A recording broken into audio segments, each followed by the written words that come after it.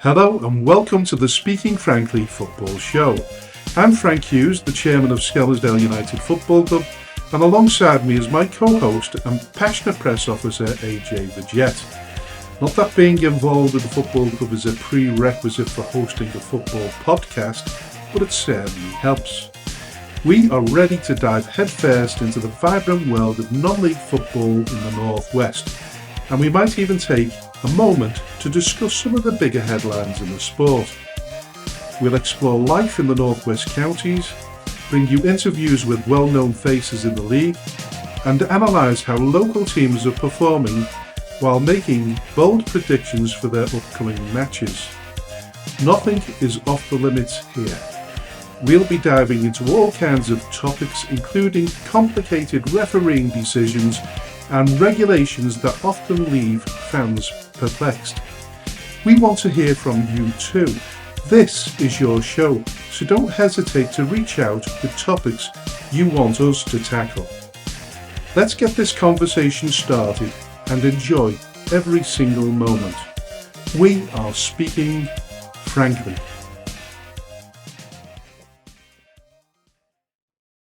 Hello and welcome to the 17th episode of the Speaking Frankly Football Show, and a warm welcome as per usual to my co-host AJ.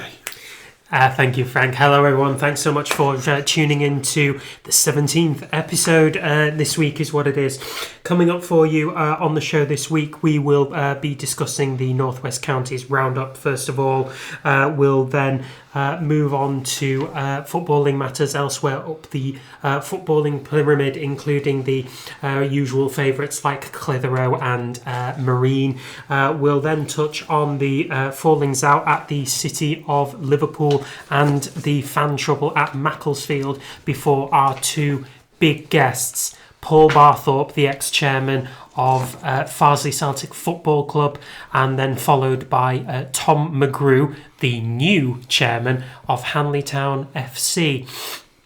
We will then round out our coverage with the usual predictions from this weekend's fixtures. Expert analysis, that's what it is. Yeah. We don't do weekly fan predictions. That's for you lot in the stands. We're going to do expert analysis on the anticipated results. So that's all to come.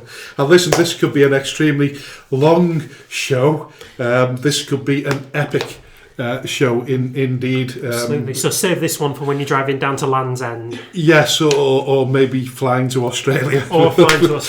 Yeah, we'll see how it goes. But listen, let's start off with the usual Premier Division roundup because it was an interesting weekend to say the least. It certainly was. It was a 1-0 win for Bury at South Liverpool. Now I predicted an avalanche. I think you did as well, didn't you? I think we did, yeah.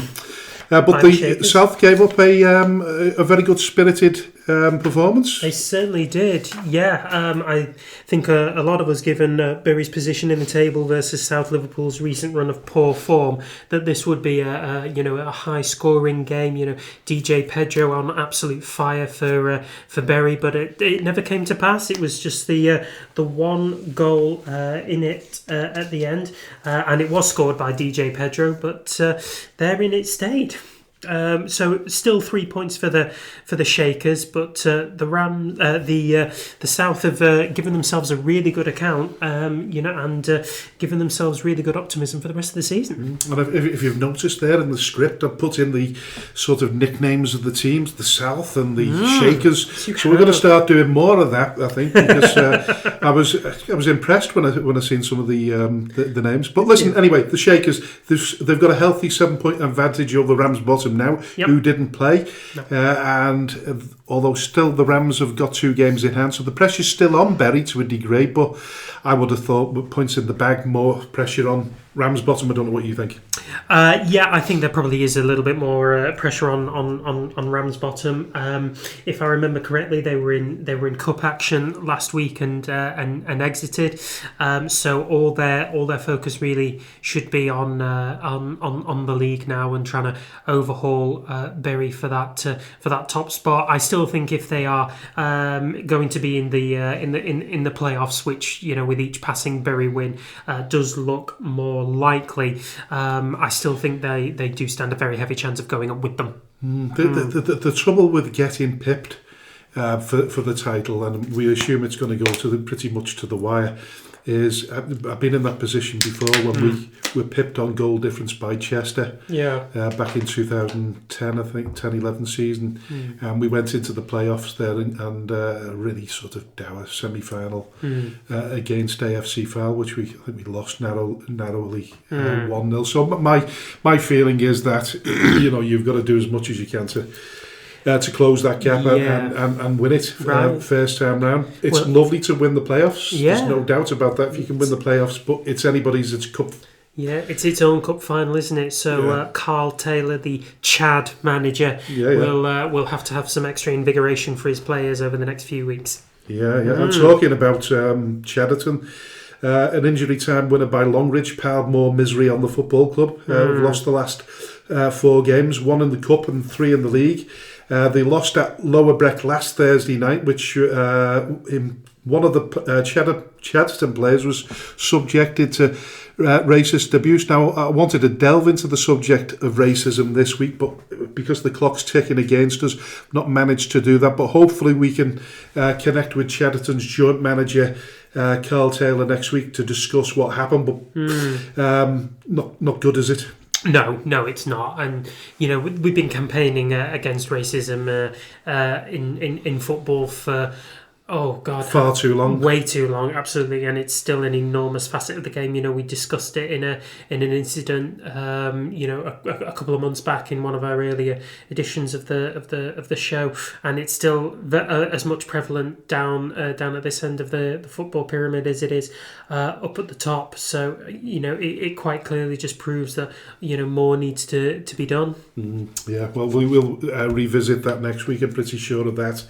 Now, Bearscough, they upset the form tables with a nice little win, 2-1 win at Earlham. I think we both went for Earlham on that one. We did, yeah. Given the home advantage. The home advantage, very, very strong for Earlham. But, Cian Bell's put Bearscough ahead. And, although Earlham have equalised just before half-time, Kyle Priest put one in the net within 5 minutes of the second half. And then Bearscough have held on for a really good win, against an Earlham side who were, a bit dark horses for the playoffs there, and who are, collectively very strong at home. So that's a great result for Dave Dempsey and co. Yeah, and it'll repair. It will put a smile on his face. I'm pretty sure it's been a tough old season for one reason or another, but it might just be the lift they need to finish the season strongly. I think so. Yeah. So West Didsbury and Chorlton beat Pilks. I think that was certainly a result that you and I got correct here. 3-1 win in front of a big crowd of 1,142. So the waft of burgers and chips escaping from the recreation ground would have been unbearable for the locals, surely to God. Well, let's not mention that tea train or whatever it is that's causing them irritants as well. They had a draw, by the way, midweek Wednesday. They drew to Litherland at their place. Now, I did predict that one. Did you? How many did you get out of interest? Oh, you know what? I haven't had time to check. Have you not? Normally that's an excuse for I probably had done really, really bad. But I will have a look later if I can find it. We covered 28 predictions across the fixtures last week. I got 12 correct, which isn't great by any stretch, but there were it's below the average. The average is normally 14, so that's really below par. Yeah, but I mean, it does account for an awful lot of upsets that occurred in the leagues, across the weekend. Some of that we're going to come to. Now, Cone took a point against the Isle of Man, which could prove very pivotal as the end of the season closes in. They're now 1 point above the relegation zone. They're clear of both Prestwich Hayes and however, they did lose at Padiham on Tuesday night. They did in the local derby, yeah. So Padiham getting back to winning ways after a few matches of wobbling and inconsistent results. 2-1 win, over local rivals Colne in front of 281 fans on a Tuesday night game. That's really good going. Well, certainly not bad for Padiham. Certainly not bad for Padiham. No, well, I think given it a local derby, it's probably made the journey a little easier for Cone fans. Yes, certainly. And what do you think there? Do you think Cone are doing enough, just enough to coast it? I think they will. I think they'll do enough. Like I say, and I can't emphasise this enough, the signing of Jude Entwistle, who got their equaliser against FC Isle of Man with less than 20 minutes to go, I think will prove a major factor in whether they stay up or not. He's already their top goal scorer, having only been there, a few months after signing from Nelson. So I think he's making good inroads for them. Last but not least, Glossop North End took a valuable point against Cheadle Town, who'd taken the lead 10 minutes into the second half, but then 10 minutes from time, Aaron Bardsley pops up for Glossop North End and secures Richard Brodie and his side a point away from home. If nothing, quite resilient in the sort of face of adversity. They seem to come back into the game late on and get those equalisers. They're not winning many games at the moment, but they're not losing as many either. Yeah, no, Brodie has made it a point, and we've said it on the show before, that their inability to kill teams off is one of his biggest bugbears. But they're 16th in the table right now, so they're virtually assured of their place in the league next season. But there is a gap between themselves and Charnock Richard, who are in 15th, a gap of 8 points, and Burscough and Longridge are now starting to creep up on them. So they're not conceding a lot of goals, but they're not scoring a lot either. So that could be the problem. I've not spoken to Richard this week or had any contact with him, so I don't know how he's feeling. But listen, he's obviously got one eye on next season and making sure that he's got a squad that can compete. Yeah, he absolutely does. Last but not least, FC St Helens played out a really, really decent fixture away at Padiham. They were on the end of a 3-2 scoreline there. Tom McNamara and Liam Cuthbert scoring for FC St Helens, but a double from Jakob Hebder securing 3 points for Padiham there in front of a crowd of 215. That's really good for FC St Helens. And Padiham have had a good weekend. They certainly have. Yeah, 2 wins on the bounce, putting their promotion ambitions right back into reality. They're now sitting 4th in the table. Certainly catching up in terms of the games that they played now. So yes, I think they've got one game in hand on Ramsbottom. No, they've got. They're equal. They've got 2 games in hand on Bury, though, who are top. But Bury. Lower Breck, who are sitting in 3rd, have played a game less. So Lower Breck are the ones who've got the advantage as far as the games table is going. Lower Breck, who weren't in action over the course of the weekend. I think they played on Friday night. I think they're even playing tonight. Could be. Well, we don't know what night it is, do we? Oh God! Do we know what night it is? It's Friday night, so they'll have already played by the time we finish recording. It's all confusing, isn't it? But it's been a long day. Should we move on to Division 1 South before we shift up north? Yeah, absolutely. So a few of the shocks there that we were talking about put paid to our expert analysis there, and Stafford Town drawing with Foley-Mere. Now Foley-Mere on a bit of a resilience run of themselves recently, having changed manager earlier on in the season, but that draw has now put Stafford 8 points behind leaders Winsford United. Although they have got a game in hand, it is a bit of a mountain.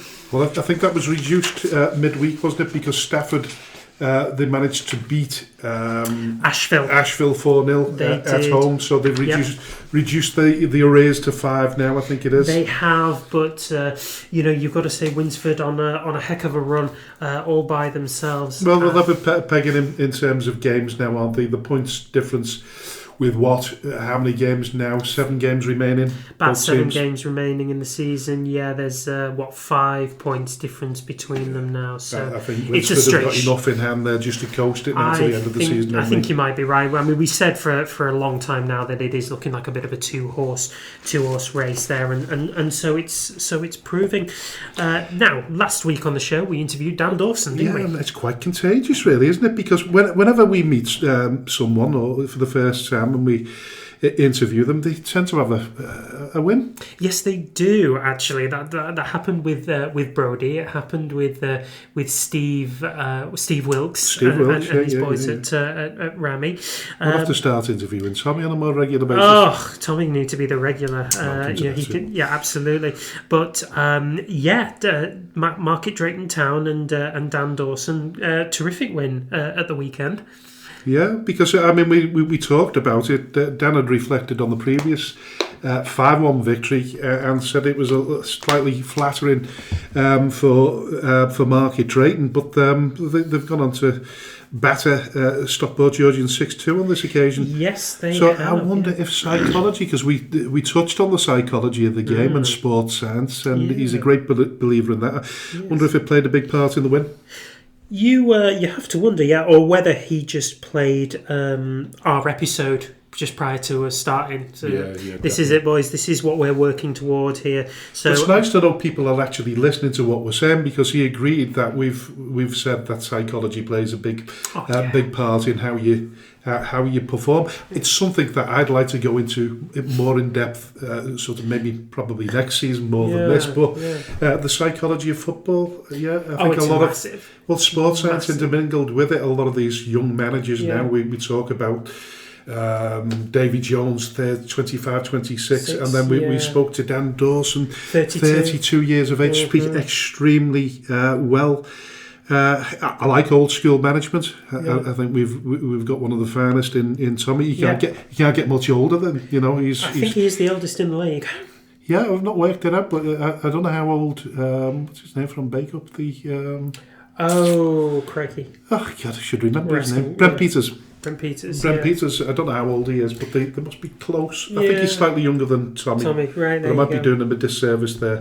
No offence. But moving on to Abbey Hulton, who've had a fantastic season. Of course, Dan Dawson mentioned that as far as he's concerned, they will win that playoffs. Well, they've certainly stamped their authority on it, because they're now 9 points ahead of sixth place Eccleshall? Yes, they are. Yes, so 4-0 win over Allscott Heath on the Saturday. Put them in really good place for as you say for the playoffs. And they're not a team that we featured particularly heavily on this show, but after speaking with Dan about them, you have to say that they do look in pretty hot shape. They are 5 points adrift of Sandbach United in third, but they do have the best form of any of those teams in the playoffs. So you do have to wonder whether that late season surge will count for an awful lot of momentum. They've built up a massive head of steam, haven't they? At the right time as well. They go into them. They continue with that kind of form. They go into that playoffs at their peak, don't they? I would imagine. They do. Yeah. No shocks at the bottom. Wolverhampton Sporting Community lost 3-0. I don't think there was many fixtures in the Division 1 South, because there's not many games left. No, there wasn't many games left. I think there were a couple of teams who were in cup action, which may have played a part in it. But there were 6 games going on in the First Division South there, no real change at the bottom there. Jack Kelly grabbing 2 goals for Camel Laird as they beat Wolverhampton Sporting Community to leave the Wolves a little bit perilous. Second from bottom they may be, but Shawbury, who were not in action, now have a game in hand on them. Now we'll Division move 1 north, where it was all topsy-turvy. Although there were only 5 fixtures being played, I think there was only 1 that went our way. So we predicted wins for Blackpool, Holker Old Boys, Atherton and Droylsden, and all of them lost. So's what we know. Yeah, no surprise there. But listen, the first one we've got to come to really is the Atherton LR loss again. Absolutely. They're losing games at the wrong stage of the season. I'm afraid so, yeah. At home to Nelson on this particular occasion. I think they were cruising. It's Nelson had won that at a canter by, I don't know what the pattern of play was, but certainly the scoreline suggest that it's not a complete surprise. As Nelson have gone on a remarkable 8 consecutive league wins. Yeah. So they've done really well. They've scored 31 goals and conceded just 7. They're coming into form at the right time, but it's still in the hands of LR. But 2 defeats on the bounce have made it a little bit more difficult for them. Yeah, you do have to wonder whether those cup runs, however strong they may have been, whether they're starting to put a bit of a strain on Atherton's fatigue levels, and whether they're it certainly happened to Ashton Town, didn't it? But during their run, whereas Atherton LR were, they've gone on a sort of bad run of form since they've come out of the got knocked out of the cup. But in comparison, I think Ashton Town's form was faltering while he was still in the FA Vars. Now that they're not in it, they seem to be doing really well. Yeah, they've ballooned themselves up. So I think at the start of the year they were about 13th or 12th, something like that. But Ashton Town are now 9th, courtesy of a 2-0 win over AFC Blackpool. Chris Lomax getting a goal for Ashton Town on his 450th non-league appearance. Can you see any other teams from that sort of section there, below the playoff positions? Can you see any of those teams within the sort of top half of that division creeping into the playoff positions if they go on a really good run? I mean, I'm talking about Ashton Town here. Kevin Towie obviously had aspirations of finishing in the playoffs. Is it too late for them? I know they're 11 points away from it, but there's still 7 games there. There's 21 points to play for. There certainly is. So could somebody falter and somebody take advantage of it? Could it be Ashton Town? Yeah, I mean, more likely to be Blackpool or Darwin? It is more likely to be Blackpool or Darwin. Yeah, I mean, I know Blackpool lost at the weekend and Darwin were in action only via a friendly against ourselves, but they do look like the top teams that are going to make it. Now, Exton Villa are currently the ones who are operating the last playoff berth, but they are only a point behind Holker Old Boys in 4th. Now, Holker, we were anticipating them to be fighting tooth and nail for the title, but their form has dropped off a little bit of late, really. They've had some shock defeats here, not least to Ashton Athletic, but even beforehand there were some eyebrow-raising results. So I think if any team is going to make it into the playoffs, I think it will be AFC Blackpool. If there are any teams that are going to drop out, I think it will be either Holker or Exton, who both, have a little bit of bogey runs every now and again. That said about Exton, I think at the beginning of the season we expected them to be one of the teams in the playoffs as they were last season. It's not quite gone their way, but they've sort of not really been on our radar, and then all of a sudden crept back into the playoffs. They really did, yeah. And they went behind to win this game as well. Yeah, they came from behind to beat Route 1 Rovers at the Marley Stadium. It was the only result that we really called correctly here. But no, they got themselves back into the game through Rajwinder Upal, and then a late goal in that first half through Aidan Tate, and then in the second half they pulled away with 2 more goals late on in the game in front of a capacity crowd of 34. Yeah, crikey. That's disappointing to say the least. It really is. That we talk about support and how that can be the 12th man, and certainly in terms of finances, makes it very, very difficult to compete at that level. Well, in terms of consistency, it does. Most certainly. Yeah. Listen, we'll talk about it more at the end of the show. We play them. We play them tonight, obviously, and it makes that game a whole lot harder for us because they've stamped their credentials on the playoffs, and they'll want to keep that momentum going. But listen, we'll talk about that later on at the end of the show. But our friendly against Darwin, I was there on Saturday. For the first 45 minutes, I think we edged the game. I think it's fair to say I've managed to see the VO coverage today, albeit briefly.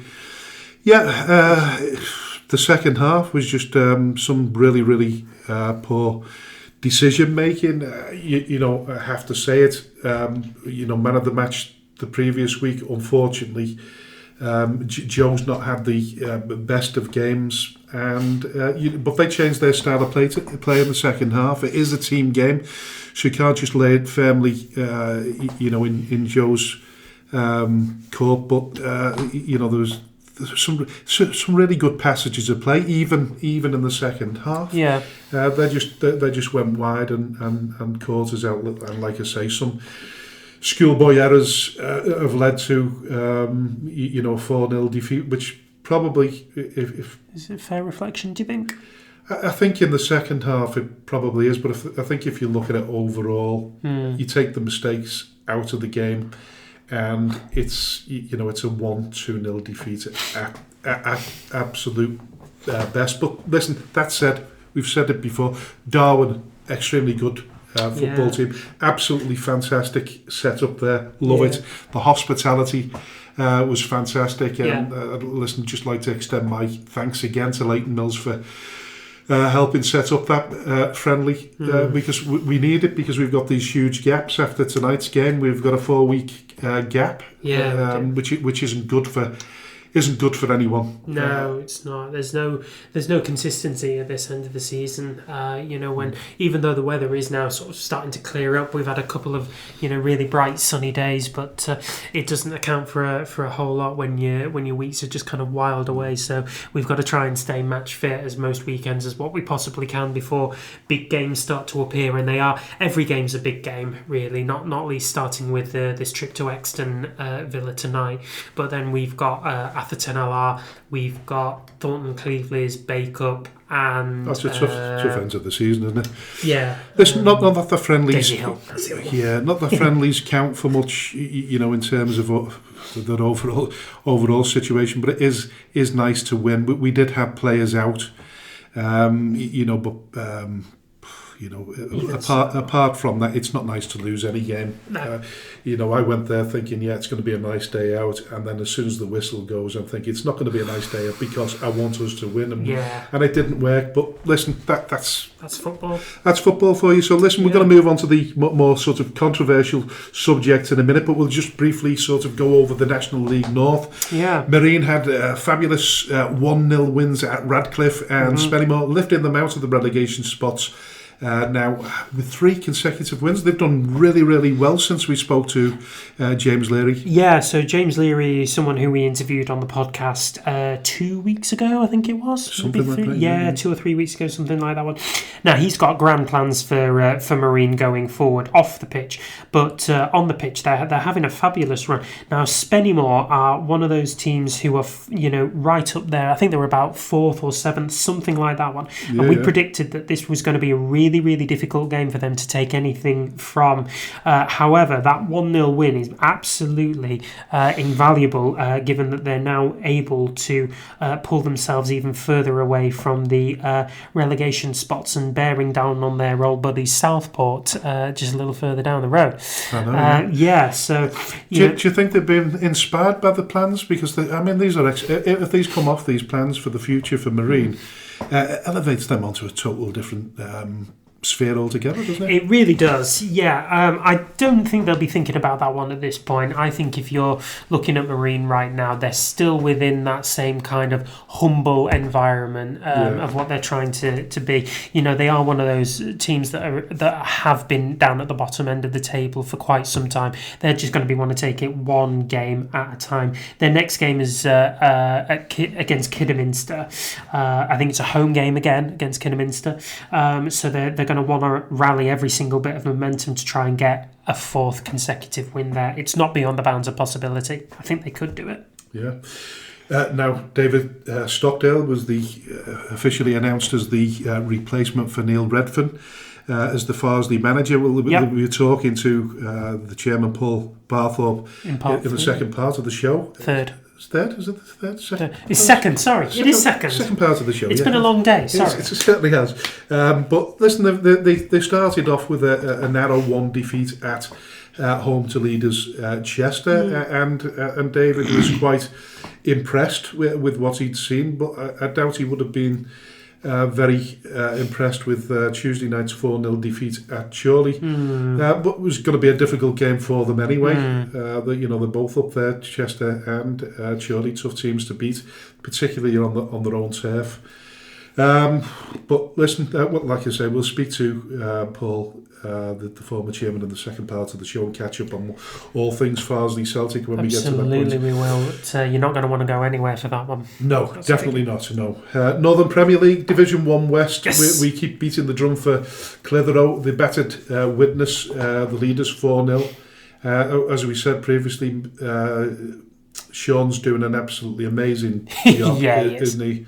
I think they had a little upset the other week, and he stamped his authority a little bit. He'd been Mr. Calm, hadn't he? And then he turned to Mr. Nasty. He did, but again, that was a result which on paper should have been quite positive for Clitheroe. It was a 3-3 draw against Vauxhall Motors, but the context of it is everything, is that they were winning 3-0 at one point. Yeah. So Sean will have been more disappointed in the manner of the drawing rather than actually taking a point off a promotion-chasing Vauxhall Motors.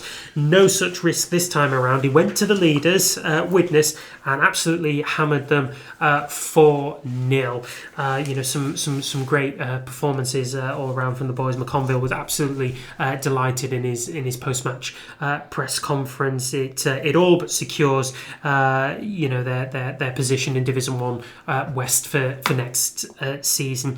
I think his biggest job is obviously his finances are going to play a part in this.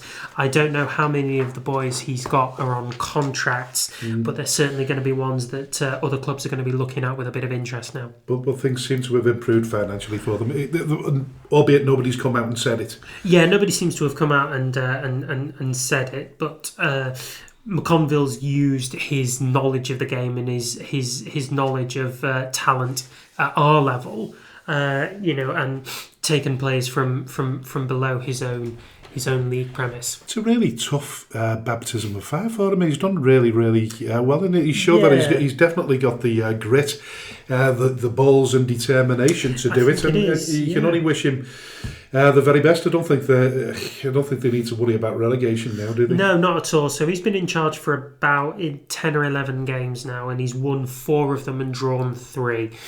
So taking points from 7 out of your 10 games, when it's one of your first jobs in management, that's a brilliant start. I'm sure he's galvanised the boys in every single which way that he himself was galvanised when he was a player for all those years. Like I say, he's all but secured him in Division 1. He's now going to be looking to rebuild them for next year. Yeah, and looking at Widnes, obviously, who lost to Clitheroe, they've managed to sign on dual registration Renato. Yes, they have. So Renato was announced about 2 or 3 days ago on a dual contract with Southport. He's at Southport. We believe he's contracted at Southport, but dual registered now with Widnes.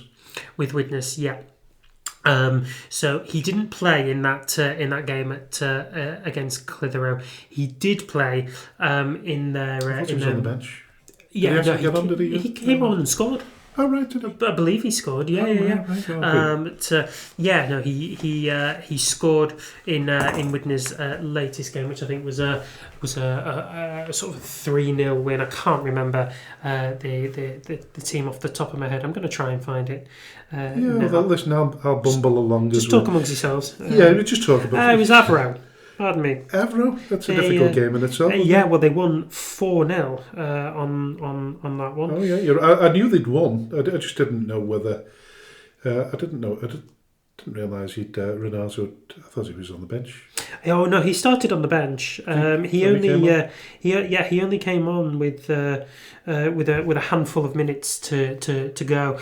But he scored the 4th goal to seal that win. Real waste of talent since he left us to join Southport. He's done an awful lot of bench warming. He's too talented to spend too much time on the sidelines. He really is, and if he's wanting minutes, Skelmersdale United will happily give him minutes. Yeah, but be careful there, that we're not accused of poaching. No, absolutely not. Now, we're going to stay in Merseyside, but we're going to move across to the City of Liverpool Football Club, aka the Perps. Now, they lost at home to Nantwich by 8-2, but that's only part of the story. The other part is the exchanges in the programme that were made by Paul Manning, we're led to believe. So, in his programme notes, it's been suggested that the biggest disappointment for me is not people having an opinion or even expressing it in the correct way, but people who don't even come to home games spouting off about the club's finances on social media. Guess what? When people don't come to home games, the club loses money and the finances are hurt. Seems fairly simple to me. Anyway, the lads continue to survive, to fight on the pitch, sometimes perhaps too harsh to think that we could still survive, but it's the hope that kills you. Now, Paul Manning said that in his programme notes, and in response, the City of Liverpool movement group Perps for Change responded, "Dear Paul Manning and the City of Liverpool board, it feels like yet another new low was reached on Saturday.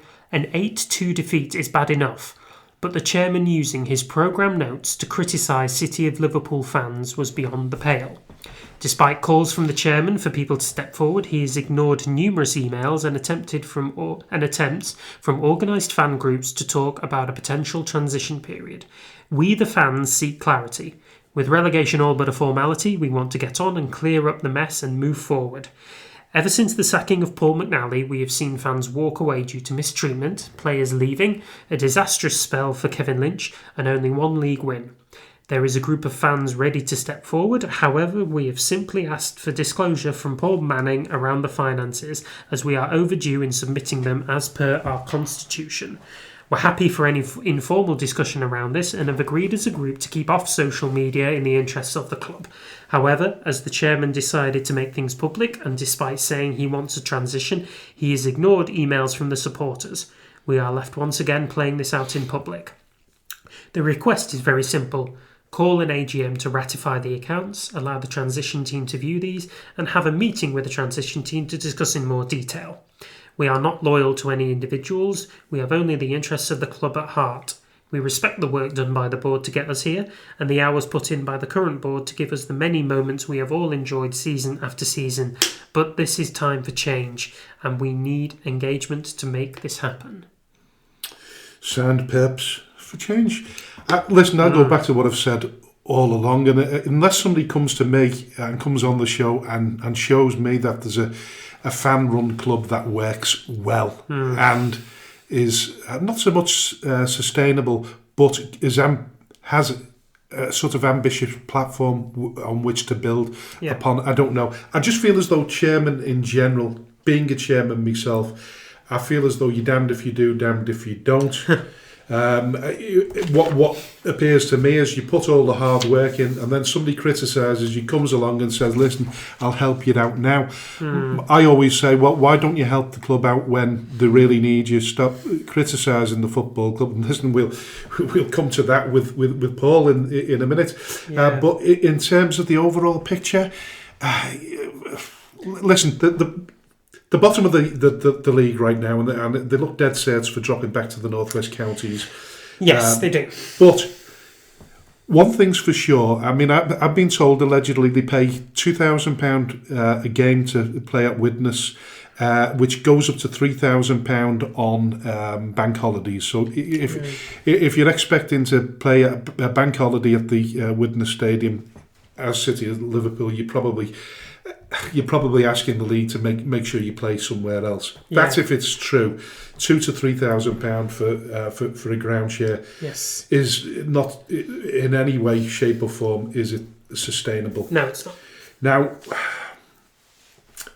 So we come back to what they said since the club were already in trouble when Paul McNally was there. Yes. Let's get that straight. Yeah, but he had players at his disposal that at least gave him a fighting chance, didn't he? Yeah, I mean, you go back 12 months, well, not even 12 months. Last season, they narrowly missed out on the playoffs. He was sacked at the end of October last year, and they've since sacked Kevin Lynch, who followed him. And now they've got a former professional footballer, ex-Scam player, Andy Owens, in charge right now. I don't know. I don't know what to make of it all. Well, I think Andy Owens is captaining a sinking ship, and he probably knows that. Anyway, I think he was just trying to get the best out of the players as possible and try and give the fans something good to talk about at the very least, or at least have them go down fighting, if you like. But it's just not looking that way, and I think the embarrassment that all connected with City of Liverpool will have suffered on that 8-2 win is probably the straw that's going to break the camel's back. What my wonderment is whether Manning is going to address these concerns by Purpose for Change and by the fans as a whole. He's overseen the loss of two managers, an enormous exodus of both players and fans. He's bleeding money out of the club by paying these ridiculous rent charges on the Widnes ground, and it is the Widnes Vikings rugby ground, so it's an enormous all-seater purpose-built stadium. Yeah, it's like ground sharing at Wigan. It is like ground sharing. Yeah, I mean, for us, it's like ground sharing at Wembley, for heaven's sake, really. Yeah. It's simply not plausible. He's dug himself this enormous hole. The question is that how they're going to provide the solution. Now, City of Liverpool, it's a community benefit society, so it is owned by the supporters. Budget cuts are part and parcel of having a supporters owned club. We saw it at Bury. There was recently a team that we covered on this show who elected to transition from being a supporters owned club to a privately owned club. I can't remember the name of the club itself. Was it Bedford Town or no, it wasn't Bedford. No. Banbury United. Banbury, that's it. Banbury United down in Oxfordshire. Good job there's two of us here, isn't it? It is, and it's a good job one of us has got a brain. I had to dig deep there. One of us has got a script, and that's it. Deep. But it does go to show that, despite the well-meaningness of having a supporters-owned club, whether it is actually fit for purpose in this day and age, and particularly with Paul Manning at the helm, where he's made a lot of decisions that have gone against the prosperity of City of Liverpool. There's no doubt about it. He's got the experience to run a club. It's been fairly successful since its inception. What was it, 2016, when they started? Now, my opinion, for what it's worth, when you start a club from scratch without a ground as such, you're already facing a huge mountain to climb. We know that, and we've been established for 145 years. We've had pretty much a handful of football clubs in our history. So it's going to be difficult to compete financially when you haven't got a ground. And I don't know how they move forward from here. I mean, there is speculation. And listen, once again, Paul Manning will say it's all these people that don't visit the ground are going to speculate.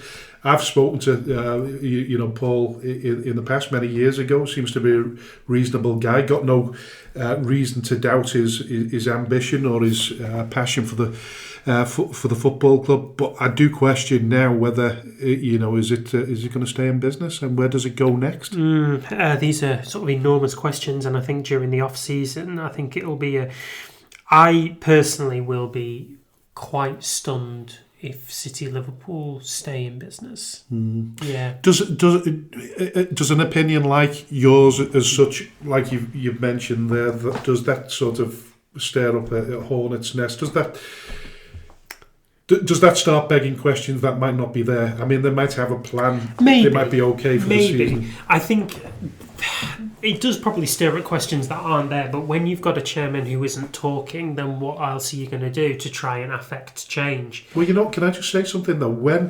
My dad always used to teach me that if you're you're getting bombarded all the time with questions and criticism, the best thing to do is switch off, because every time you answer the question, it just has a snowball effect, and the criticism just gets worse. And I've had experience of that online, the amount of online abuse. And I've said this before: if you don't, if you can be far too open and honest with people, and you want to be open and honest, particularly with supporters, because the lifeblood of the football club. And sometimes you're spinning too many plates, you're making mistakes, you're trying to rectify mistakes that you're making internally, and while you're spinning these plates, sometimes it's better not to say anything until there's something more established to say. This is true, but there's got to be something more established, surely. What's the issue with the accounts? Why isn't he saying anything? Or has he contacted Perps for Change at all, since this notification came out during the weekend? You would hope very much for the sake of the club that he has got in touch, but otherwise questions are just going to continue to swirl. Until I think the biggest question probably though is in terms of financing it. Yeah. If it's costing them £2,000 per home game, where's that money coming from? Is it private investment? Are the stakeholders behind the scenes that are helping what is, like you said, a community benefit society? It does beg all these questions, but sometimes you have to go into hiding sometimes in order to sort the mess out before it gets bigger. And I think sometimes supporters and hearsay can just add to the pain and the problem. Yeah. Who'd be a chairman? I know, yeah. Now, we're going to move to Macclesfield now, where they played Lancaster last week, and violence occurred during this game. Now, we've heard from fans and people on social media that this is not the first time that this has occurred on Macclesfield's shores. Now, criticism was levelled at the club because there were only 4 stewards at Macclesfield's home ground to manage this game at a fixture where crowds are, I believe, integrated. Are they not? I don't know whether they have the ability to segregate at the Giant X. Lovely stadium, lovely setting. Yeah, absolutely. But I don't know. I don't believe there is any segregation. I'm looking at the video footage that I've seen that the supporters were eventually moved from one side to the other anyway. So whatever way their team were playing, they swapped sides in the second half. But the thing is, with most of the clubs at this level, we know through policing, stewarding matches ourselves. We had Berry last season at the community ground in Bearscombe. We managed that really well.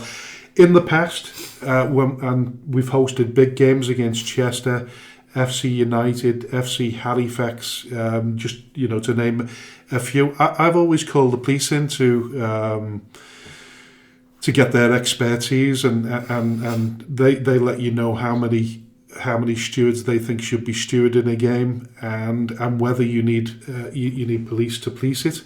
And by and large, I've managed to have maybe the odd community bobby pop along just to make sure things are going okay. And I've had more problems when I've had smaller crowds than I have with the bigger crowds. By and large, most crowds are well behaved. It looks as though a small party of one team's been goading on the others, and that's what's happened. And then it's typical of a game, isn't it? Typical of pyros are getting thrown onto the pitch, bottles allegedly, and then bins were thrown, fists. Yeah, and then fists, of course, were thrown.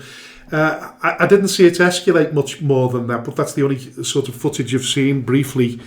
But what was more worrying was seeing fathers take the young kids away from the trouble. Yeah. So, although it appears to be handbags at best, any amount of violence is not acceptable. No. And the worry will always be that innocent people get injured.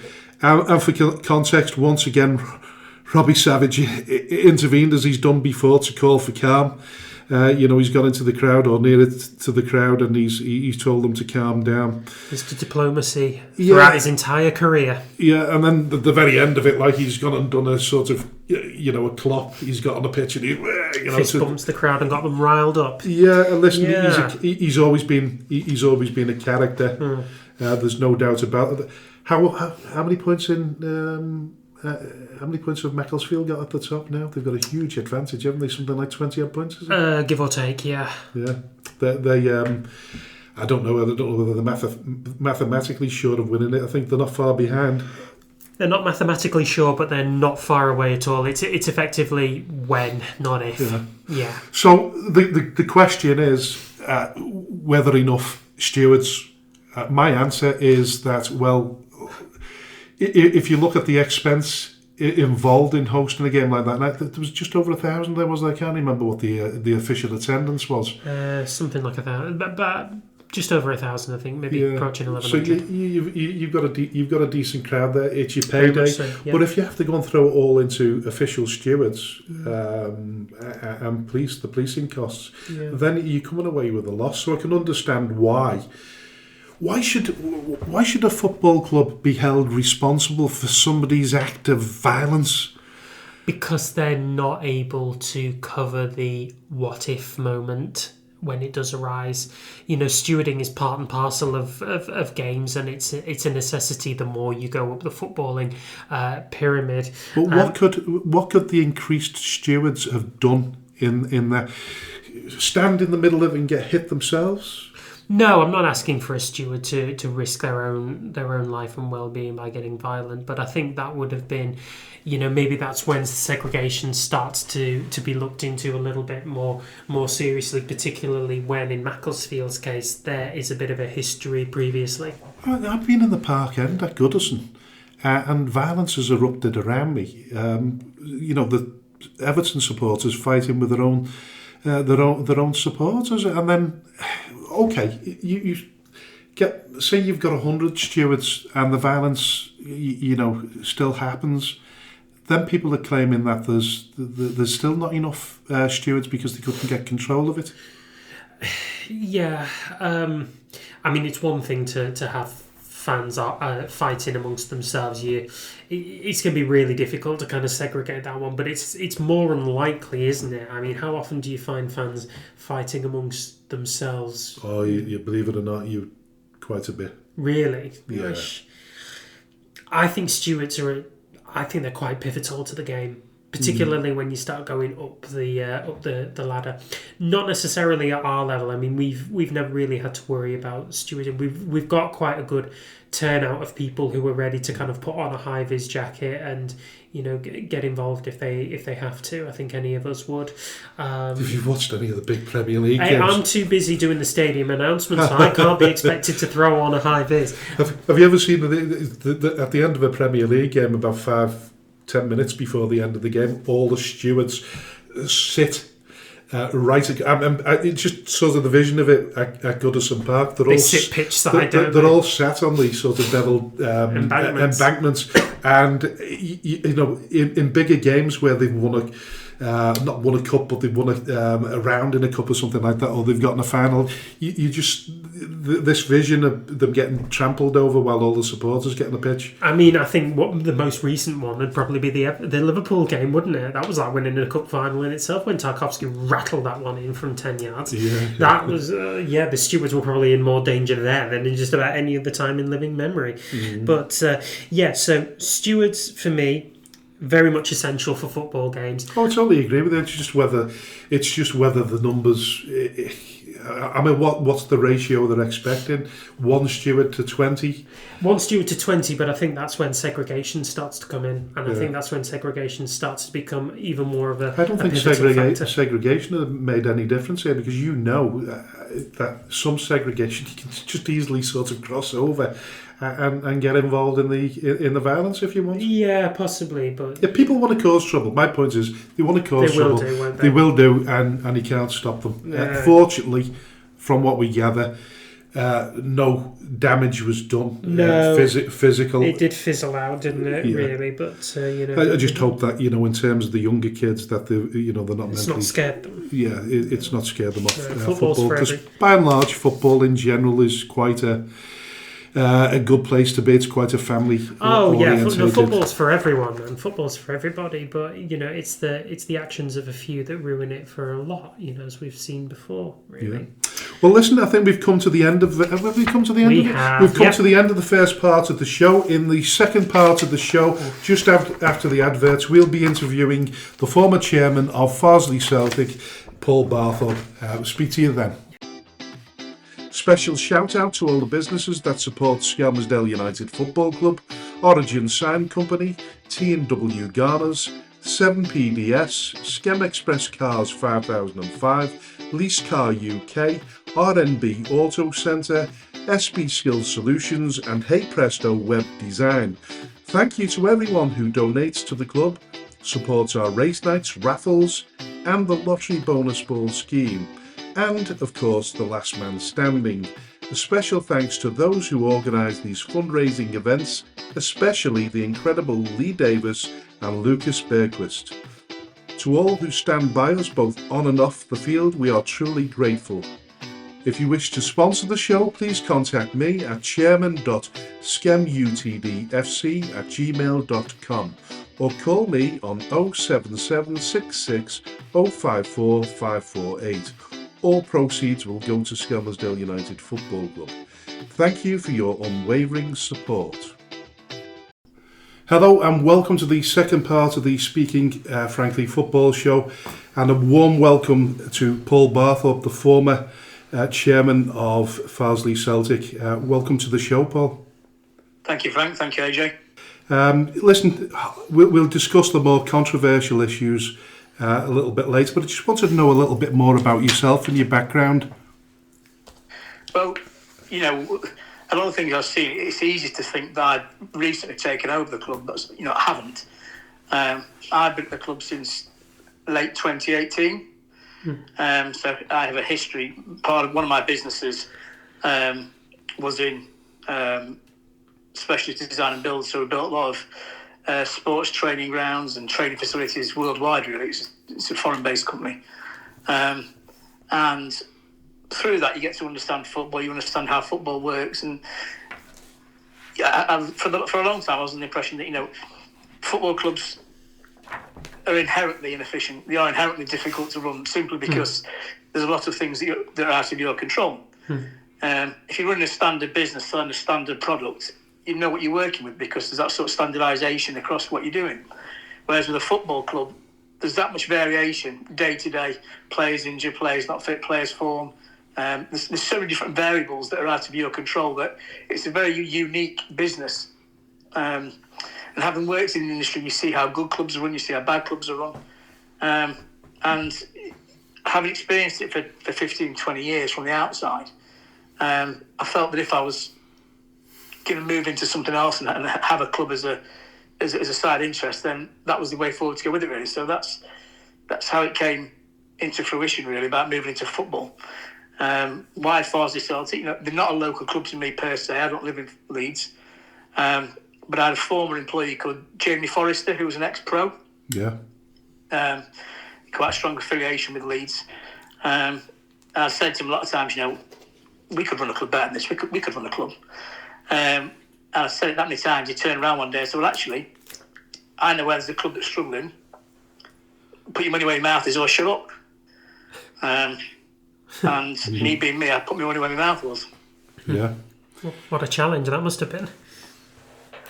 Well, Farsley at the time was struggling financially, as most clubs at that level do. It had gone bust in 2010.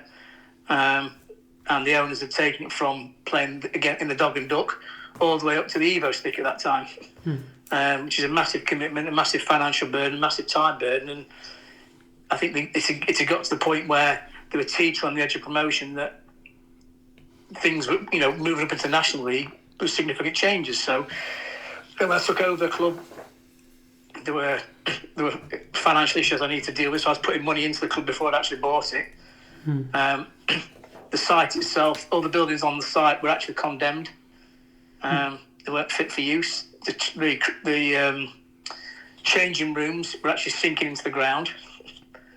And with promotion looming, there's about £50,000 worth of investment required to meet National League ground grading. So there were a lot of issues at the time that needed looking at. But, there was an opportunity to come in at a reasonably good level. It was an opportunity to challenge myself and challenge the guys that were with me at taking a club that was ambitious to the next level. 6 years later, having spent all that time in the National League North, having got through COVID, having made significant improvements on the site, having got the club to a financial level where it's stable, having introduced and developed the deaf section, which is now the third best team in the world, having helped develop and push the ladies section, having brought an academy to the club which wasn't there before. So now all the first team players that are playing are from our elite talent squad, which is something that we set up 2 or 3 years ago. And obviously helping to push and develop the grassroots section as well to near on 40 teams where it is now. So, we're taking massive steps forward in terms of a club as to where we were then as to where we are now. And, the biggest challenge has always been keeping the club in the National League North. Because in reality, it's not naturally a National League North team. Our gates are, 400, 500, 600 a week on a good week. And with those sort of numbers, we sell single-figure season tickets every season. And 5 or 6 years ago, that was a challenge. But now you look at the National League North as it is, there are a lot more full-time teams in there. There are a lot more teams with money in there. The challenge has become greater and greater every year. But we have managed to do that. Up until a few weeks ago, we were still competitive. We still got, a strong squad. And that's testament to the guys at the club, the recruitment guys. The only reason that's happened is essentially because I funded it. Listen, I know you bought the club back in 2019. As you alluded to there, buying the football club at that particular time was a bit awkward, really, with the pandemic. I know you've mentioned in terms of business planning, football's totally different, but how much did that affect your planning when the pandemic hit? So I actually bought it before COVID. I took over the club before COVID hit. So we had originally put aside some money for the ground grading. We had put aside some money for the development. We put aside money for planning. So the original idea was to go in for planning in one. However, there was a quite significant additional required to get the ground up to some sort of not just ground grading, but also I mentioned, the changing rooms were actually subsiding into the ground. The buildings were inspected by an engineer and they were all condemned before, they didn't have the legal requirements for public buildings. So there was a huge investment in the first year in just getting the club to an acceptable level. Historically there was a rusted out old tractor behind the main stand. There was a falling down garage that had in toxic substances, old paints, old material, all sorts of stuff. So there's a huge cost implication on day one, including the HMRC bill, which kind of zapped a lot of the cash flow. So we still look to proceed. We still look to put in the planning in. So we just started with planning. That's when COVID really hit. So, the plan for year one was pushed back to year two.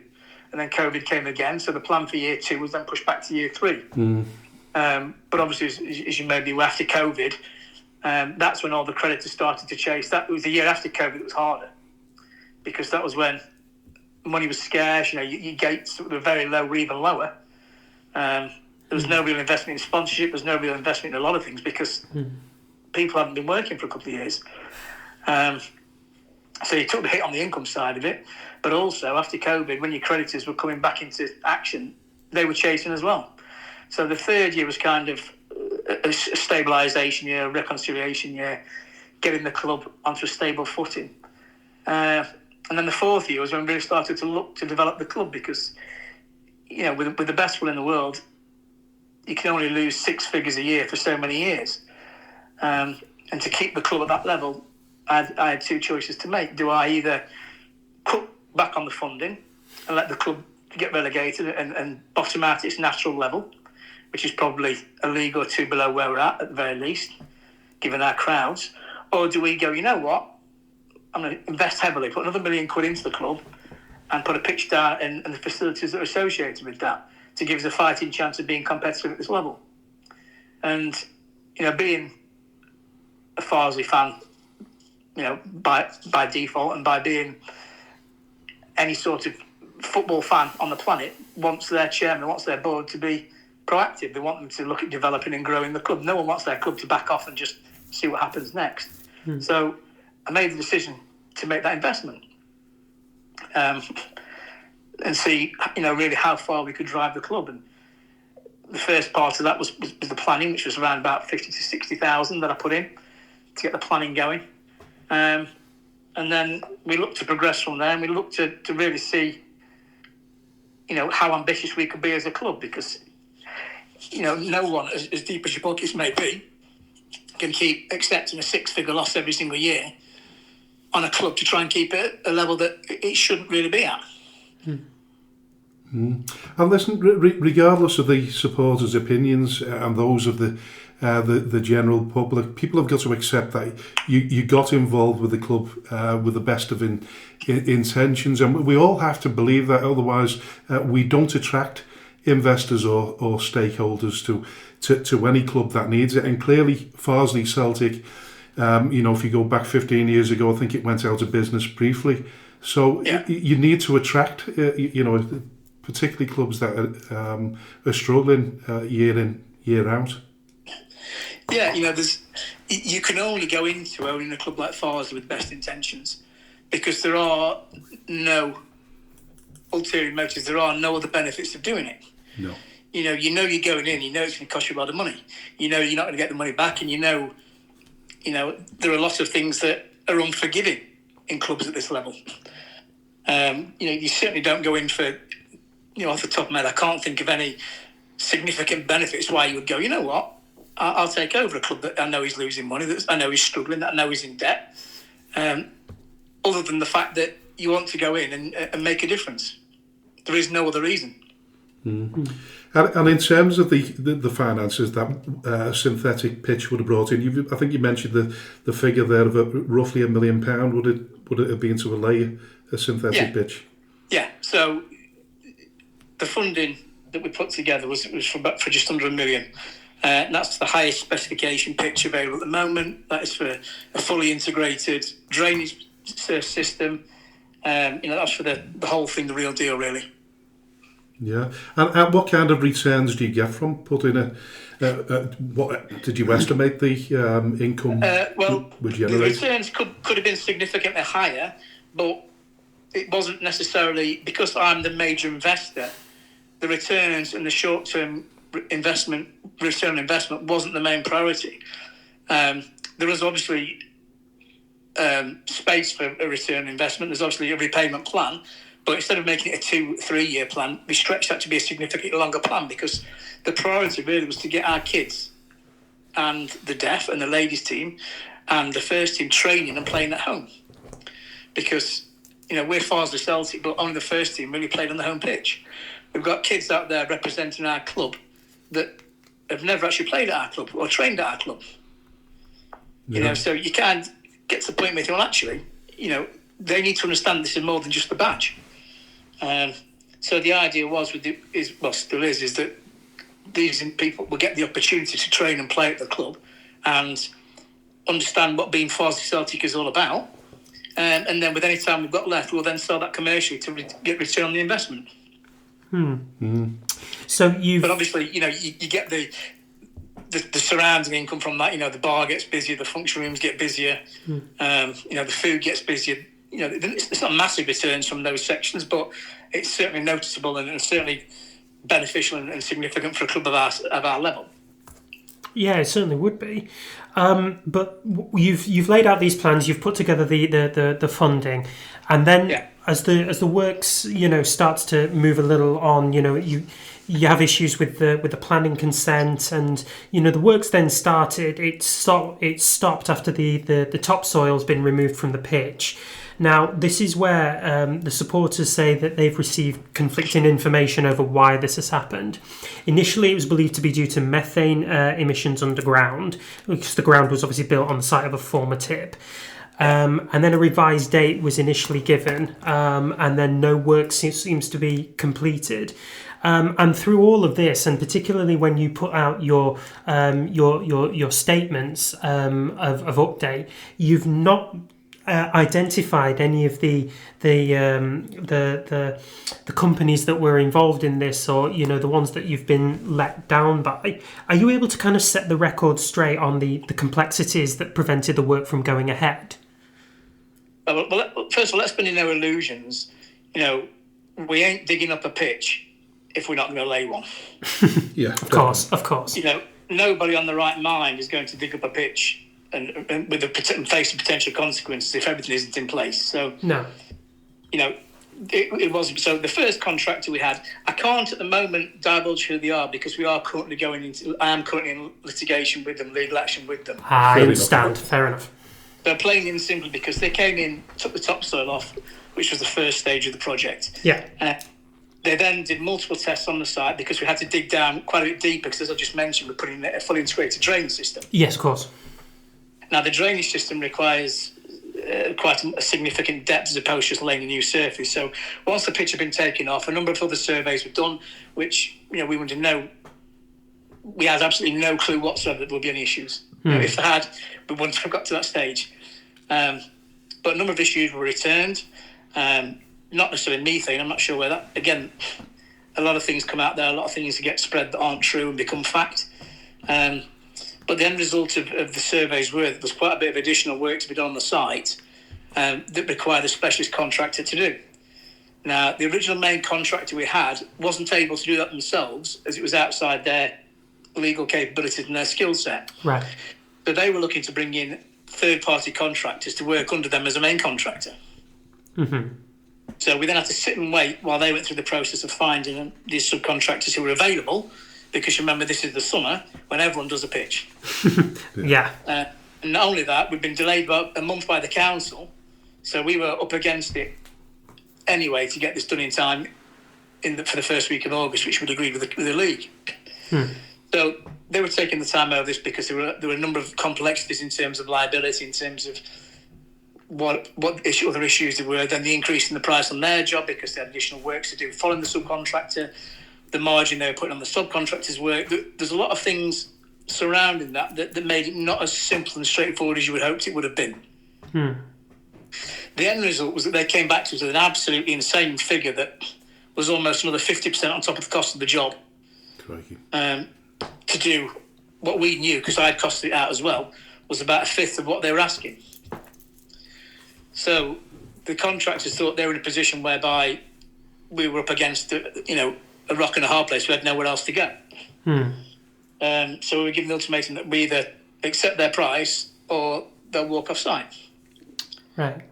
So, from a financial point of view, we couldn't accept the price because it was just ludicrous. And I mean, it was telephone numbers money. So we then reached a compromise with them whereby we would take liability, we would deal with the third-party contractors ourselves, they would stick with their job, which initially they agreed. So they gave us a start date of when they would start the next phase before we could get the specialist contractors in. They then let us down on that because they decided, actually, we've changed our mind, we don't want to do that. But they didn't tell us until the start date had gone. So that left us in quite a difficult position where we put out a start date that we'd been given by those contractors that they then weren't going to honour. So we thought, we really don't want to get into a legal situation here because, we need that goodwill. We need them to come onto site. So we looked into another round of negotiations, and again, they agreed to come on site and again let us down. So it was at that point where I couldn't risk them doing that again. We were simply running out of time to get the project done, and from a financial point of view, the funding partner that I brought on board at this point is saying, well, hang on a minute, I've made the funds available. the funds aren't being used, I'm losing our interest here. So I started making the interest payments to them, despite the fact we didn't have the money, just to keep the financial option open. So at this stage, I financed the project. I'm paying the main contractor. I'm paying the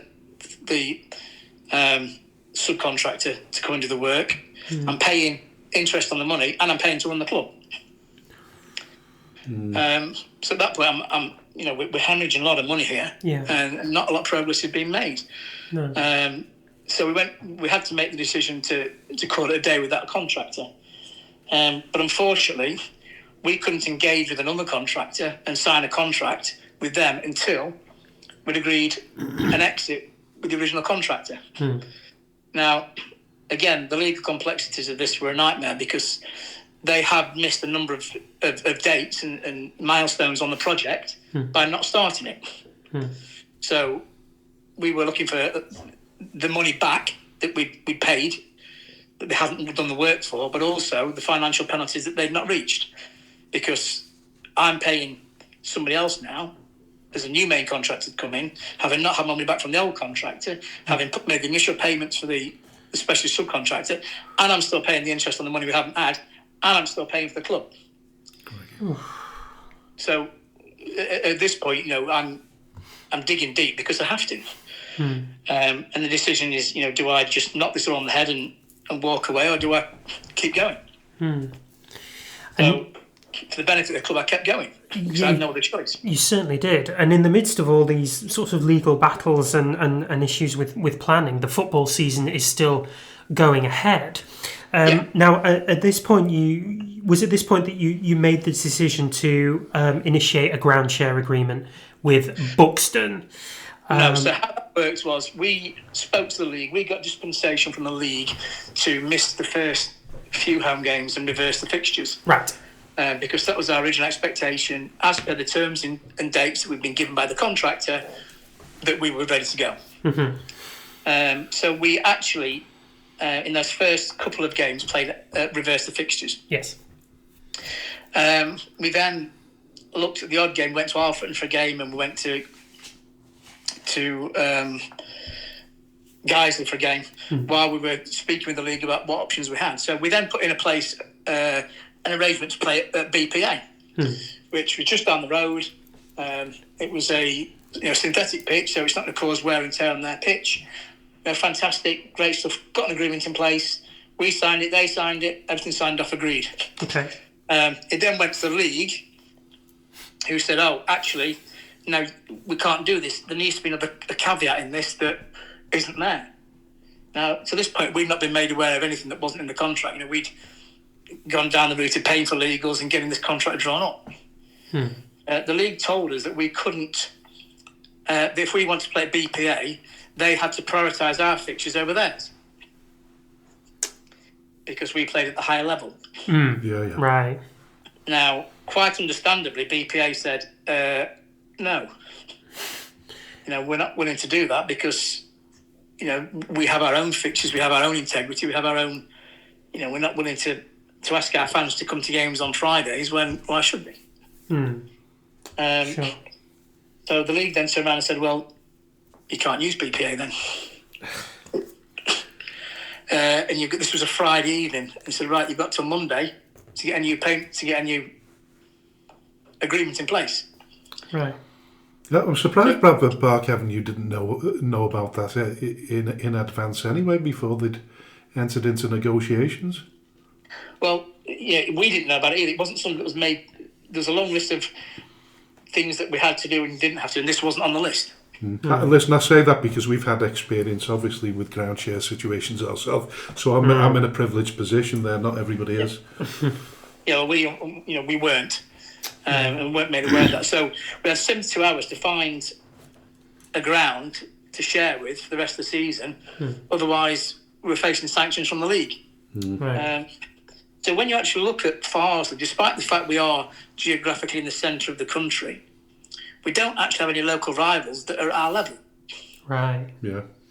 So we played a cup game at Guiseley because Guiseley's game didn't meet National League specifications or ground grading. And there's no other clubs local to us that do. So we even looked at Odsal Stadium where they played rugby. We looked at every possible opportunity and every possible ground where we could go to, but there isn't a club at our level locally to us. And the ones that were grass pitches that didn't want us to play on it because it would ruin their pitch for that. Yeah. Understandable. Yeah. So when you look at a map and you go, okay, well, where can we go? There isn't anywhere that's that local. You look at the east, you've got Scarborough. Yeah. You look west, you've got the Manchester teams. They were a no-go because the ones that were willing to accommodate weren't in our league. You look south, you've got Buxton. Buxton is an all-weather pitch. And believe it or not, it was the closest all-weather pitch that were willing to accommodate us that were at our level, the Mcgrew rating. Jesus. So there wasn't anywhere else. We had no choice. And with 72 hours to go, it was, it was Absolutely. Buxton. It was Buxton or bust, wasn't it? Absolutely. So we'd gone from a position of happy days. We're playing at Bradford Park Avenue, 15 minutes down the road.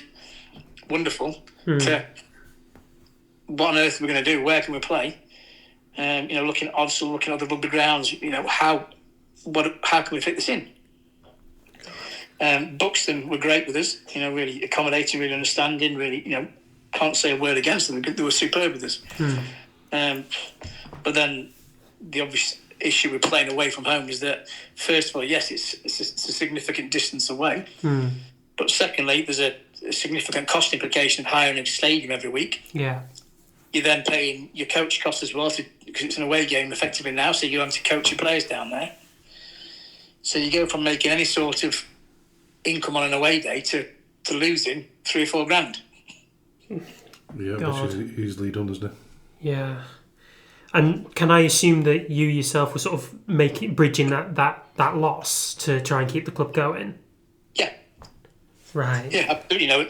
With the best will in the world, I'm the owner of the club. I can't have an expectation. Yes, the other directors have put money in, and a couple of grand here and there, which has been fantastic. Hats off to them. But there is no investor. There is no one else. It's me. Yeah. Yeah. And putting between 7 and 10 grand a week in the odd week is you expect that.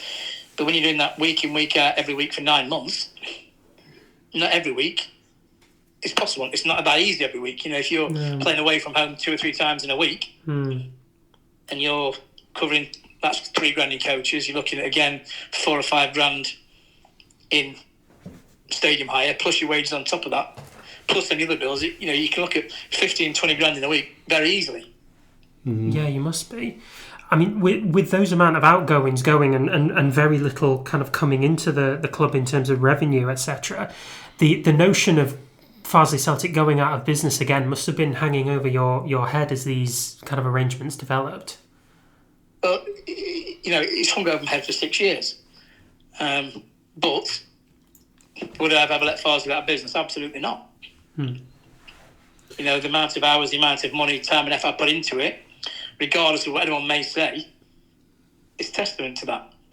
No one can argue that, yes, payments may have been late, yes, payments may have been sporadic, but, my other business only generates a certain amount of money every week, as anyone's businesses do. When you're looking to find that sort of money week in, week out, every week, no matter what, sometimes it's not that easy to do. Other weeks it is. But you also have to take into account, you have your HMRC, you have all these other things that are significant sums that crop up periodically that you need to cover as well. So it's not just a case of player wages or, the bits and pieces. There are significantly high costs of running a business of this nature anyway. Having taken the hit for 4 or 5 years already, taking a massive hit this year, this is what I mean when people question the investment, when people question the commitment, when people say you're killing the club. Obviously, it couldn't have been any further from reality. Pumping absolute fortunes in the club to keep it going until the pitch was ready. Would you say people should have anticipated there would have been hardship with the economic setbacks for the staff and the players, because it's very much the nature of the beast in many ways? It is the nature. We anticipated, we projected and forecast the original dates that we were given by the contract. So the fans' frustration over the dates changing are mirrored by ours, because we budgeted everything around those dates. So okay, great, we'll be playing again beginning of August. Contingency, we'll give it a couple of weeks, weather depending. So that's what we budgeted for. And every time that got put back, our entire financial budgeting and scheduling changed. And all of a sudden, when you're looking at 10, 15, 20,000 pounds a week, a delay of a month or 6 weeks is quite significant. Yeah, it will be. It will be. In terms of the embargo was lifted, I'm assuming that's still the position now. And sort of the second part of that question is, in terms of the staff and the late payments, has everybody, of all the bills, been honoured up to this point? I don't know. I have nothing to do with the finance of the club. I haven't for the last almost a month since I stepped down. But what I'm doing is that when I stepped down, the HMRC was up to date, as was. So the players were due a wage on the Wednesday/Thursday. I stepped down on the Friday, and they were a day behind when I left. Right, I see. Listen, you publicly admitted that the club has historically overstretched itself financially. That goes way back, before you even started. With a population of 8,000 people, and you've got a stadium with a capacity of 4,000, it's hard to believe you could ever achieve that kind of attendance, even with a stadium as big as that. Is it time that people accepted? We're big believers in that clubs and supporters have to accept that there's a natural level. Well, absolutely. First of all, yes, there is a natural level for each club, which is why I accepted some time ago, and I think a lot of other people, in an understanding position, accepted that the club is not going to be even close to breaking even from purely a footballing perspective. We're getting in 400 or 500 through the door. Our prices are the lowest gate prices in the league. You've got other clubs that are at our level that are selling 2,000-3,000 season tickets, getting 4,000 or 5,000 through the gate, a minimum of 1,500. If we had 1,500 through the gate, we'd have been fine. I think on only 3 or 4 occasions we had anything close to that last season, which was Scarborough, Scunthorpe, I think it was Darlington. So, yes, the club is absolutely punching above its level. Farsley is the second highest placed village team in the entire footballing pyramid. Yeah. And everyone likes that story. Everyone likes the David and Goliath story, the battling against all the odds story. But behind that, it's incredibly difficult to do.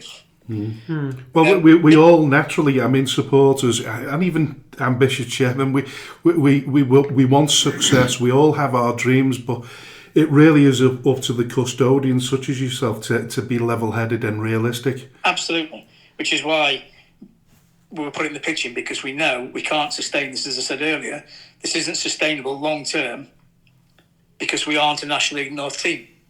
So the idea was we put in the academy section, which we've done, to help feed through the first team, so we can bring in, not have a cost implication bringing players in.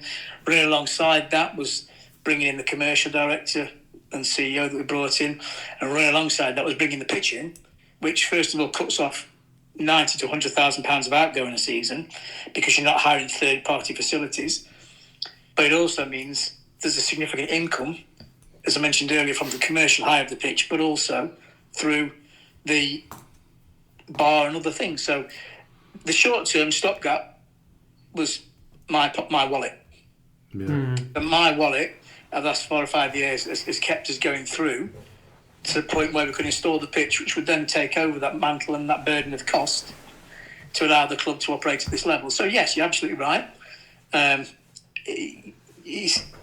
I wasn't running away with the fact that we're punishing by our weight, aren't we great? The reality was I'm well aware that David beat Goliath once. He didn't beat him 5 years in a row like we did. He beat him once. So for us to do that every single season and making the losses that we're making was pushing our luck, which is why the plan was in place from year one, really. But as I mentioned earlier, COVID put it back a couple of times, and then the delays and where we are now. This is the first opportunity in 5 years we had to do this. So that was always the plan. The plan was never to continue to ride our luck and continue to defy the odds every year, because it's not a realistic proposition. And I'm certainly not naive enough to think that it is. I'd like to think that a lot of the fans aren't that naive either. But it does. I've been told a lot of times that I'm killing the club. We should be at this level. And as soon as somebody says to me we should be at this level, straight away I think, okay, well, this is a waste of time conversation, because the reality is that we shouldn't be at this level. Listen, I imagine throughout all of this, you've been spinning far more plates than you're comfortable with yourself. I mean, at any stage have you felt as though you've overstretched yourself? No. Not in terms of, the contingencies that we put in place that we felt comfortable with, obviously we've surpassed. So there's a difference between being in an uncomfortable position and stretching yourself. We're certainly in an uncomfortable position. I'm not comfortable. If I'd have known 9 months down the line I'd still have been funding the club out of my pocket, and there'd have been 1,001 problems and the issues that have come surrounding that, then we wouldn't have started it. No, of course not. I would never have dug the pitch up. Would you not have done? Strange. What would I have done? I'd have said, right, okay. Hindsight is a wonderful thing. Yeah. What else can we do? If we'd have had any inkling of any of this, we're not stupid. I'm not stupid. I'm not going to chuck another £500,000 at a project that I'm just going to effectively throw it into a fire. And on top of that, 6 years worth of work, effort, and everything else that's going with that, no one in the right mind just throws that away.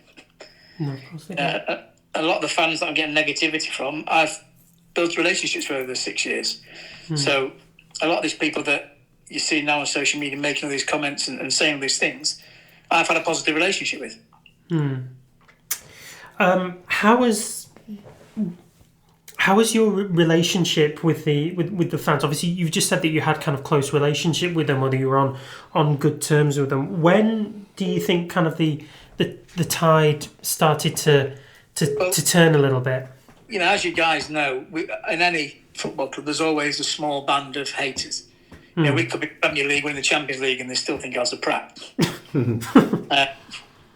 And that small group has always been there.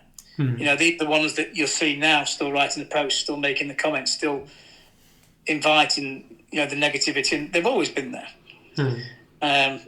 And with the problems with the pitch, because for reasons, legal reasons, and others who haven't been able to divulge too much information, there's been an opportunity for them to thrive. And as you know, when a snowball starts rolling down a hill, it gains momentum and gains size and momentum and builds and builds and builds. And by the time it's at the bottom of the hill, it's huge. And, the one thing I found very strange before this conversation now is that I've read a lot of newspaper articles. I know a lot of social media posts that have gone out, a lot of other things, YouTube videos and the like, that have gone into great detail about explaining the situation at Farsley. There have been absolutely no fact whatsoever, because up till this point, nobody's come to me or anybody on the board to speak about it.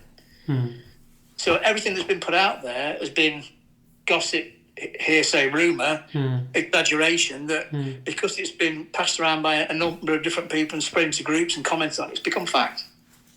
Yeah, well, you make a point very valid there. Anything on the internet can become fact if the loudest voices shout loud enough. They shouted loud and they shouted often. They certainly did. And when you see that, you kind of, and every time you're trying to deny it or offer a justification or explanation, you're a liar. So you're a liar if you this, you that, the other. Okay, so there comes a point where you go, hang on a minute. Every time I try and correct this, I'm shouted down, abused, threatened, My car's been damaged more than once. You kind of think, well, I can't win here. Yeah.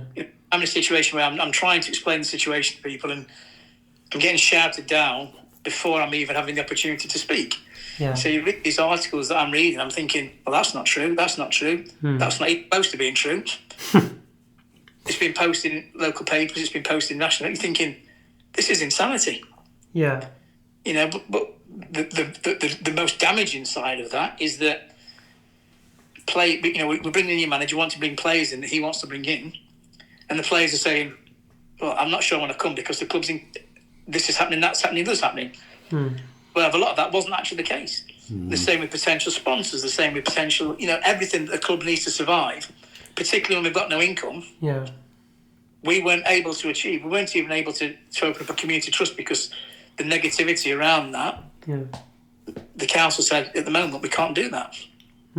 So while having the issues we were having, we're effectively cut off at the knees and having arms tied down behind our back, ways and means of getting out of that and ways and means of developing and progressing.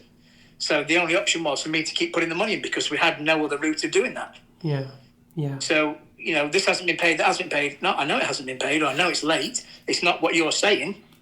But yes, players have been paid late, but, give me a chance. Give us, at least help us out.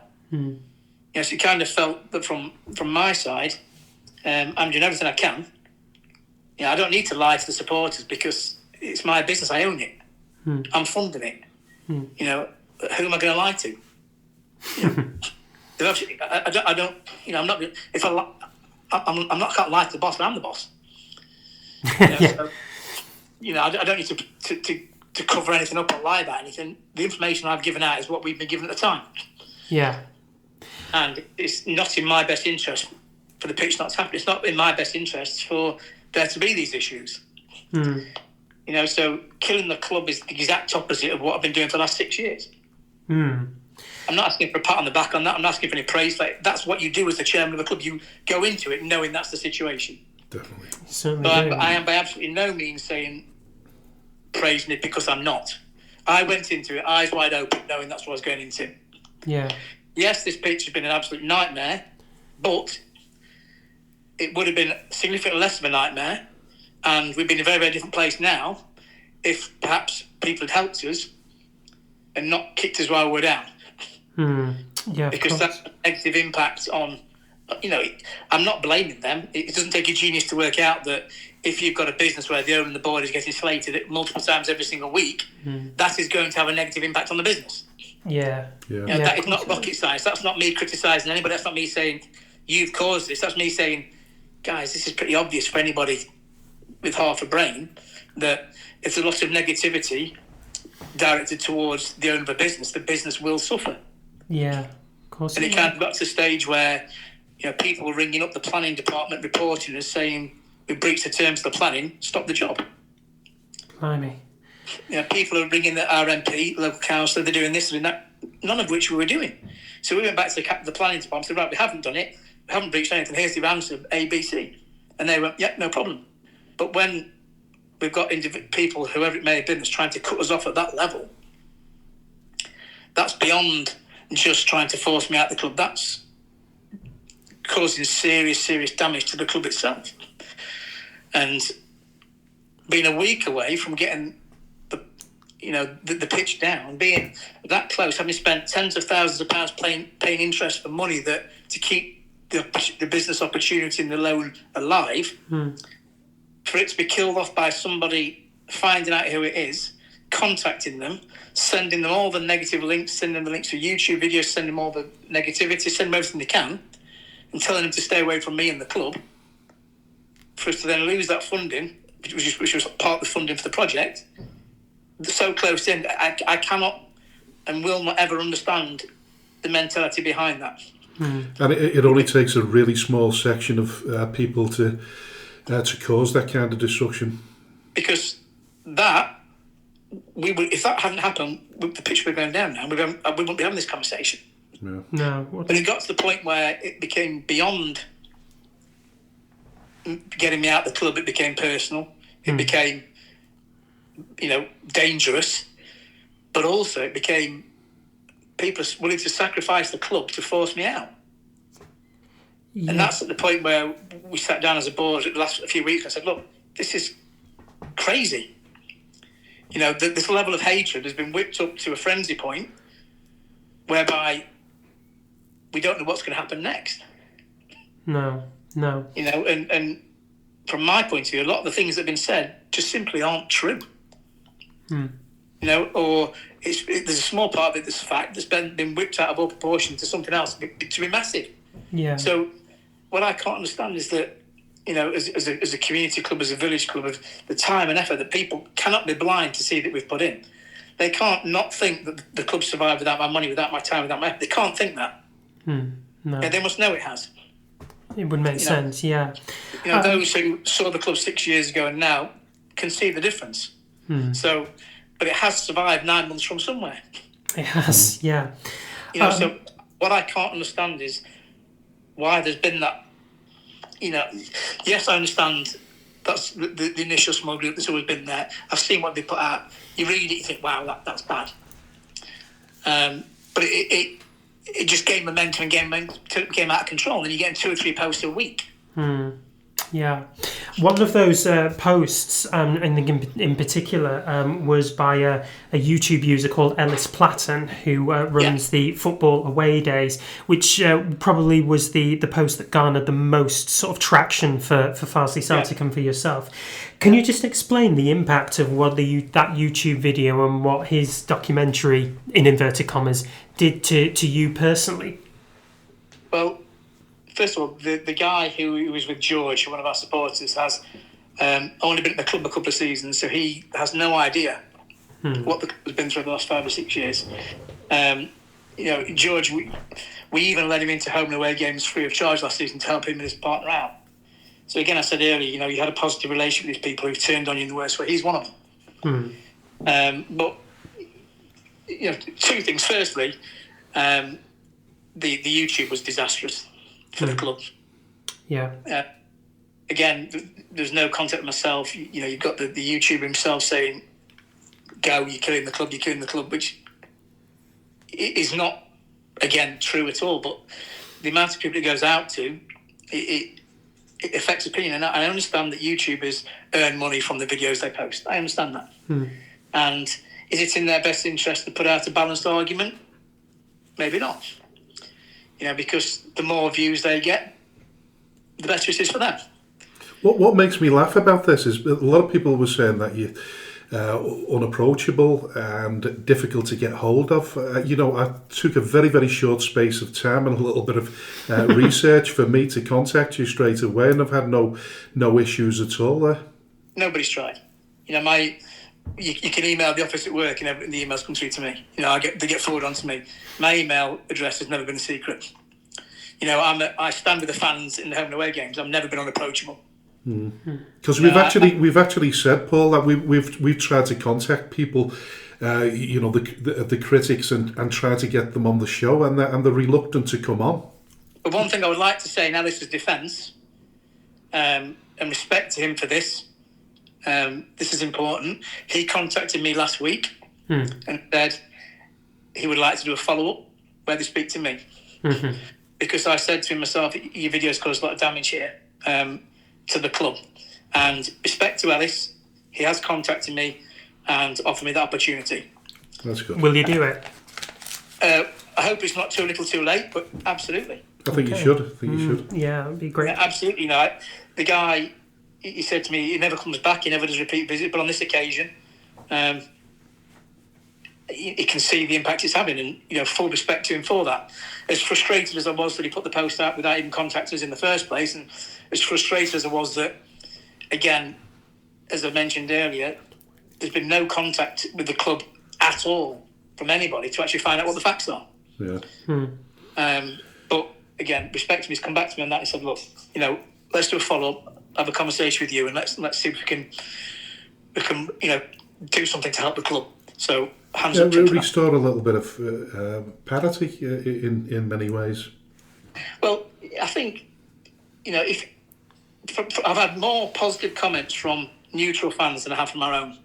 Yeah. And I think if you look at it from a neutral point of view, it's difficult not to see what we've put in over the years. It's difficult not to see that we are David and Goliath. We're a village club. We're the second highest placed village team, as I mentioned, in the whole league footballing structure. Our average gate is the same as 2 or 3 leagues below us. You know, that doesn't happen naturally. We don't stay at this level naturally. No. And anybody that doesn't see that perhaps needs to take a step back and reassess who we are and where we are. Yeah, listen. You'll always find that the critics have got a platform. The people that support it, the unfortunate side, the flip side to it is the people that actually support you don't spend as much time on social media as the critics. It's always been the way, hasn't it? No, they don't. And you know, I think there are still fans. Don't get me wrong. There are still fans out there, Farsley fans that I do have a relationship with, that have said, look, you know, this is insane. This is crazy. That I still get messages from. I understand the fans' frustration at being away from home, 100%, of course I do. Yeah. But I think the frustration is that they don't understand that we share in that frustration and that we are doing everything we can financially, operationally, to rectify that. We do not want to be playing at Buxton. You know, it's miles away for everybody, including us. The financial implications at Buxton are a killer. Yeah. Yeah, there will be. You know, we do not want to be away from home. If we had known for 1 minute we would even be close to the situation, we would not have started it. I think anybody with a brain cell could understand that, by the way. But, but you know, I've heard all sorts of rumours like, we sold the topsoil. What? Yeah. We did not sell the topsoil. If anybody had seen our pitch was bad. Yeah. It's been bad for a number of years. Oh, I know. I've been there. Yeah, it's bad. Yeah. So when we use the term topsoil, only a small percentage of that was actually soil. Yeah. You know, there was sand, there was stone. It was awful. And that was one of the reasons we changed it. So it's certainly nothing, you know, the suggestion that I've been trying to run the club into the ground makes no sense. No. You don't run a club into the ground after 6 years of owning it. Yeah. No. You don't put in tens of thousands of pounds a week to keep it going to run it into the ground. Yeah.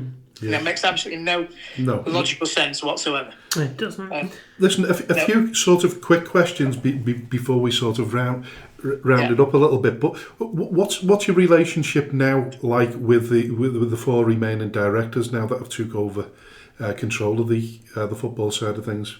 So the 4 directors are still there. Directors I appointed. Right. So these aren't new appointments. These aren't new directors. These are guys that I appointed. My stepping down and stepping away was based on them confirming to me that they've got a finance plan in place. And they also confirmed they've got a plan for the pitch in place. So, you know, again, you know, I have full faith, full confidence in these guys. These guys, you know, I'm a volunteer, they're volunteers, we're all volunteers. None of us have to be there. No. But these guys have stepped up to the plate and they're doing everything they can. I don't know what their finance plan is per se because I'm not a director anymore. But the relationship is good, yeah? Yeah, you know, Josh Greaves, I've worked with him 6 years. The guy has been there 20 years. I've got every faith in him. You know, I've not fallen out with anyone on the board. I have no reason to. No. You know, the things that have happened haven't been as a result of negligence or as a result of any wrongdoing or as a result of anybody trying to do the club over. It's just literally been one thing after another. If any of us could have foreseen, we wouldn't be here. Yeah. Are you still going to put money into the? Have you got any intentions of putting any more money into the club at all?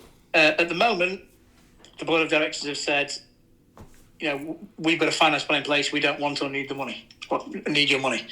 So that's the agreement I've got in place. And obviously, there's hundreds of thousands of pounds worth of my money in that business as it is.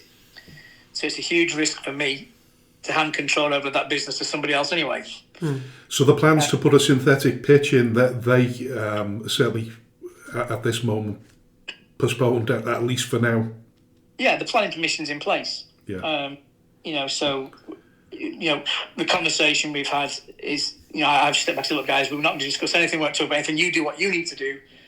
You deal with the situation we're at. You know, you've got your plans in place. You've told me you've got a strategy going forward, and they've asked me to have faith in them and trust them. So I've done that. Now, on the side of the land, obviously you still own that, but there's some speculation among supporters, in inverted commas, that you've mortgaged that. Is that correct, or can you tell us something about that? No. So the value of the land is a red book value of in excess of $1.5 million. Right. The money that was taken out, so it was 2 or 3 years ago now, and it's for huge. It's significantly less than 20% of the value of the site. There's absolutely no issues with that whatsoever. I assume a lot of that money that was brought into the club was to improve the structures of the buildings and what have you, or replace them as well.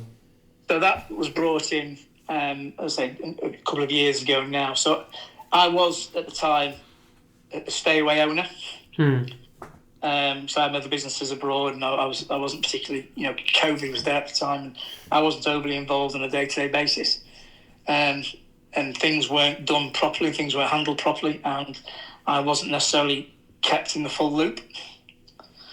So there were issues relating to the site and a lot of other things that needed immediate action. So that's why we did that at the time. Okay. Right, I'm with you there. Listen, there is a human angle to this, of course, because you have been subjected to an awful lot of criticism, and it's obviously, you've had vile abuse and threats, which has culminated in you stepping down as the chairman. It's had a huge impact on your health. How are you feeling? How are you doing right now? Well, I bought the club when I was 39. Yeah. I think I was the youngest owner in the league. I think I probably still am. And over the last few weeks, the last few months, the threats have become quite significant. Damage to my vehicle, threats to me personally, and generally, I've always been pretty healthy.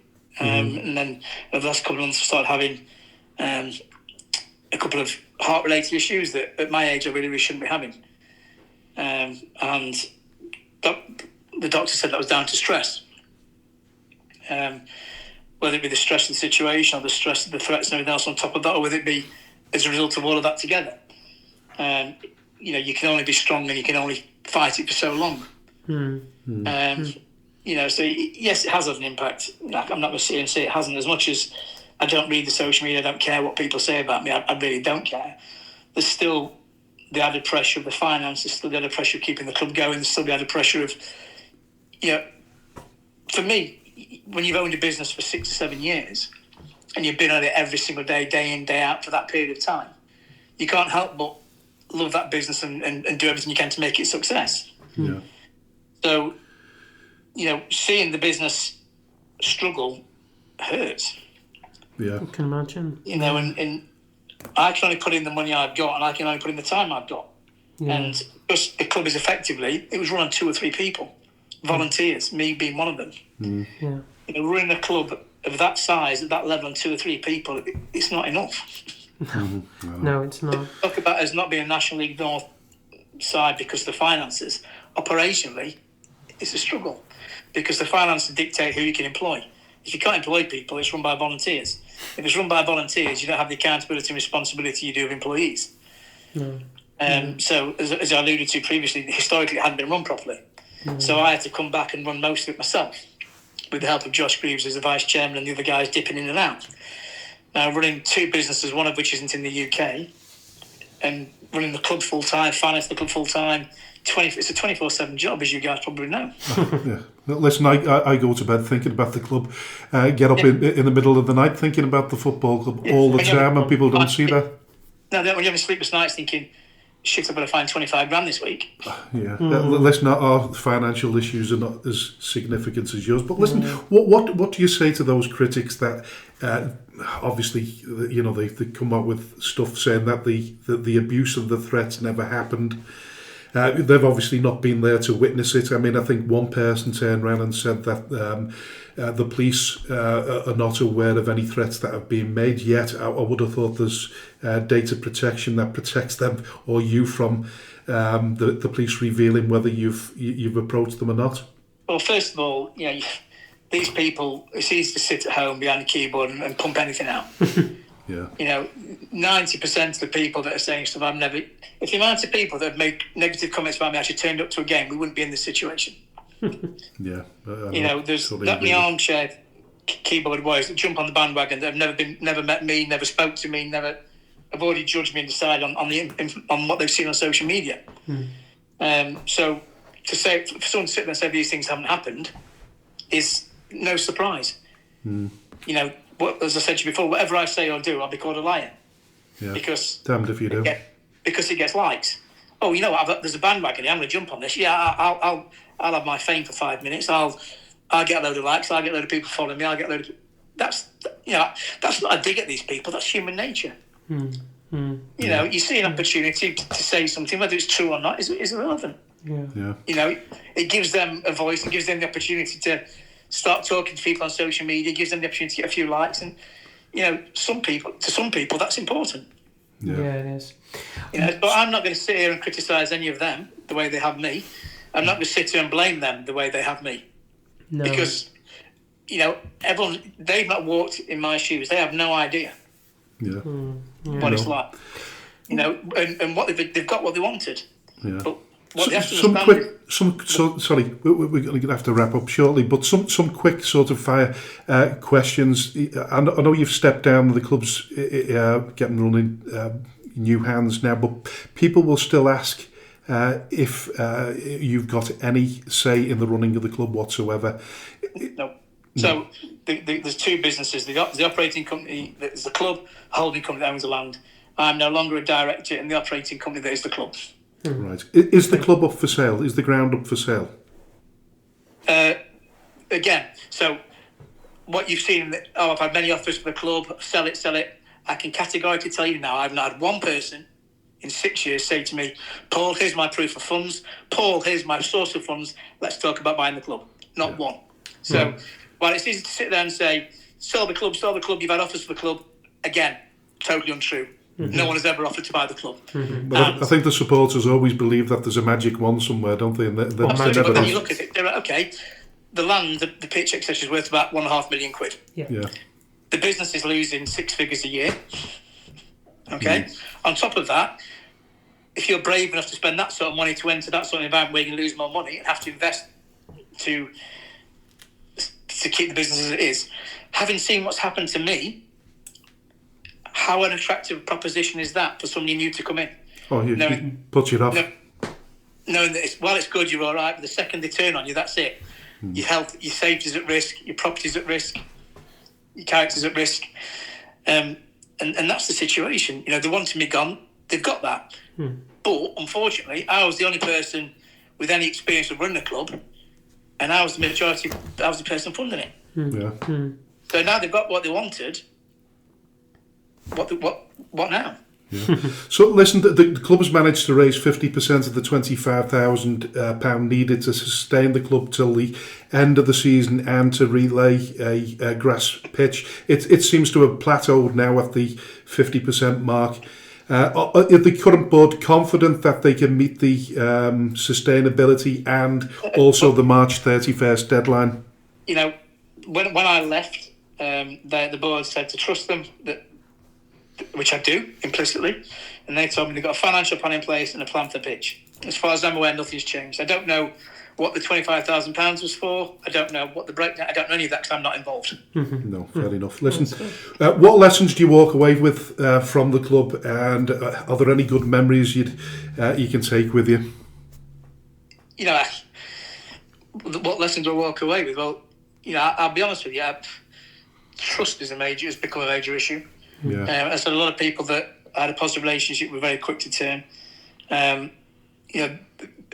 thing I found is that the truth becomes irrelevant. The truth and the actual facts behind the situation are not important to anything. What's important is what people believe. So that's probably the biggest lesson. But in terms of good memories, absolutely, lots. When I took over the club, they were in the Evo stick. We brought the academy in that didn't exist before, and that's now thriving. They are our first team at the moment. But so you can say I've achieved nothing. Okay, fine. I kept the club in the National League North for 5 years. With all the volunteers who have been superb at the club. There's a lot of positives going off at the club. The women's team are incredibly successful, great management team there, great director in charge of that. Same with the deaf section, same with the development section. There are a lot of good people at the club and who are achieving a lot of good things. And it's important to remember that Farsley Celtic is more than just the first team. Yeah, something like 40 teams strong, isn't it? Absolutely. We're a big club. In terms of that, we're a big club. But what we aren't big on is infrastructure. What we aren't big on is getting people through the gate, which is effectively your bread and butter, which is your finance. If on a home game you're not covering your players' wages, you're in trouble. And the unfortunate thing is, at this level and a little bit further down the pyramid, the infrastructure is not great at a lot of football clubs. No, it can't be. You need something at the top to keep financing. It's the only way it can work. It's the way it's been for a long time, and it's the way it will continue to be. And I have been that person at the club. There's, the people that want to naysay. You can't argue the fact that I've done that. Yeah. And do I bear any negativity, or am I blaming anyone else? No, I'm not. No. This is. We couldn't have helped the situation or the circumstance. We couldn't have helped playing at Buxton. We don't want to be at Buxton, but it is what it is. We couldn't help the pitch because who on earth would enter that sort of agreement or that development process with any expectation of failure? Why would I put 50 grand into planning? Why would I put 10 grand a week in since April to maintain the club with expectation of it failing? I wouldn't. No. Listen. Nobody would. And no. I don't bear any grudges against the fans. Am I disappointed and upset with a lot of things you've said? Of course I am. Nobody likes to be lied about. Nobody likes to be threatened. Nobody does. No. Everyone has their own reasons for doing that. Everyone has their own motivations. As I alluded to, it might be that they like the social interaction on social media. It might be that they like the likes. It might be that they want to feel part of something. I get it. The only thing I would have asked is that you kept it to me and left the club out of it, because it's the impact on the club that's causing problems. And again, I'm not blaming them for that. It's just a reality of the situation. Yeah. And if people can't see that, then and want to keep blaming me for it, then that's fine.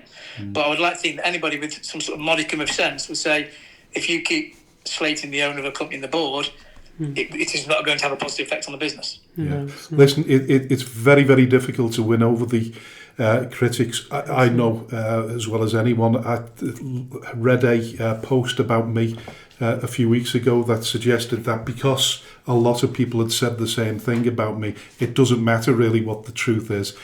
He believes what he's been told, and that sort of sums up the mentality of some critics. And I know a lot of people are going to be saying this has been sort of very a pro Paul Barthorpe interview, but it is your story. It's your truth. And listen, I really appreciate your time to come. It's really my pleasure. And as I've said, if your mates are telling you something and the people in your community are telling you something, it's fact.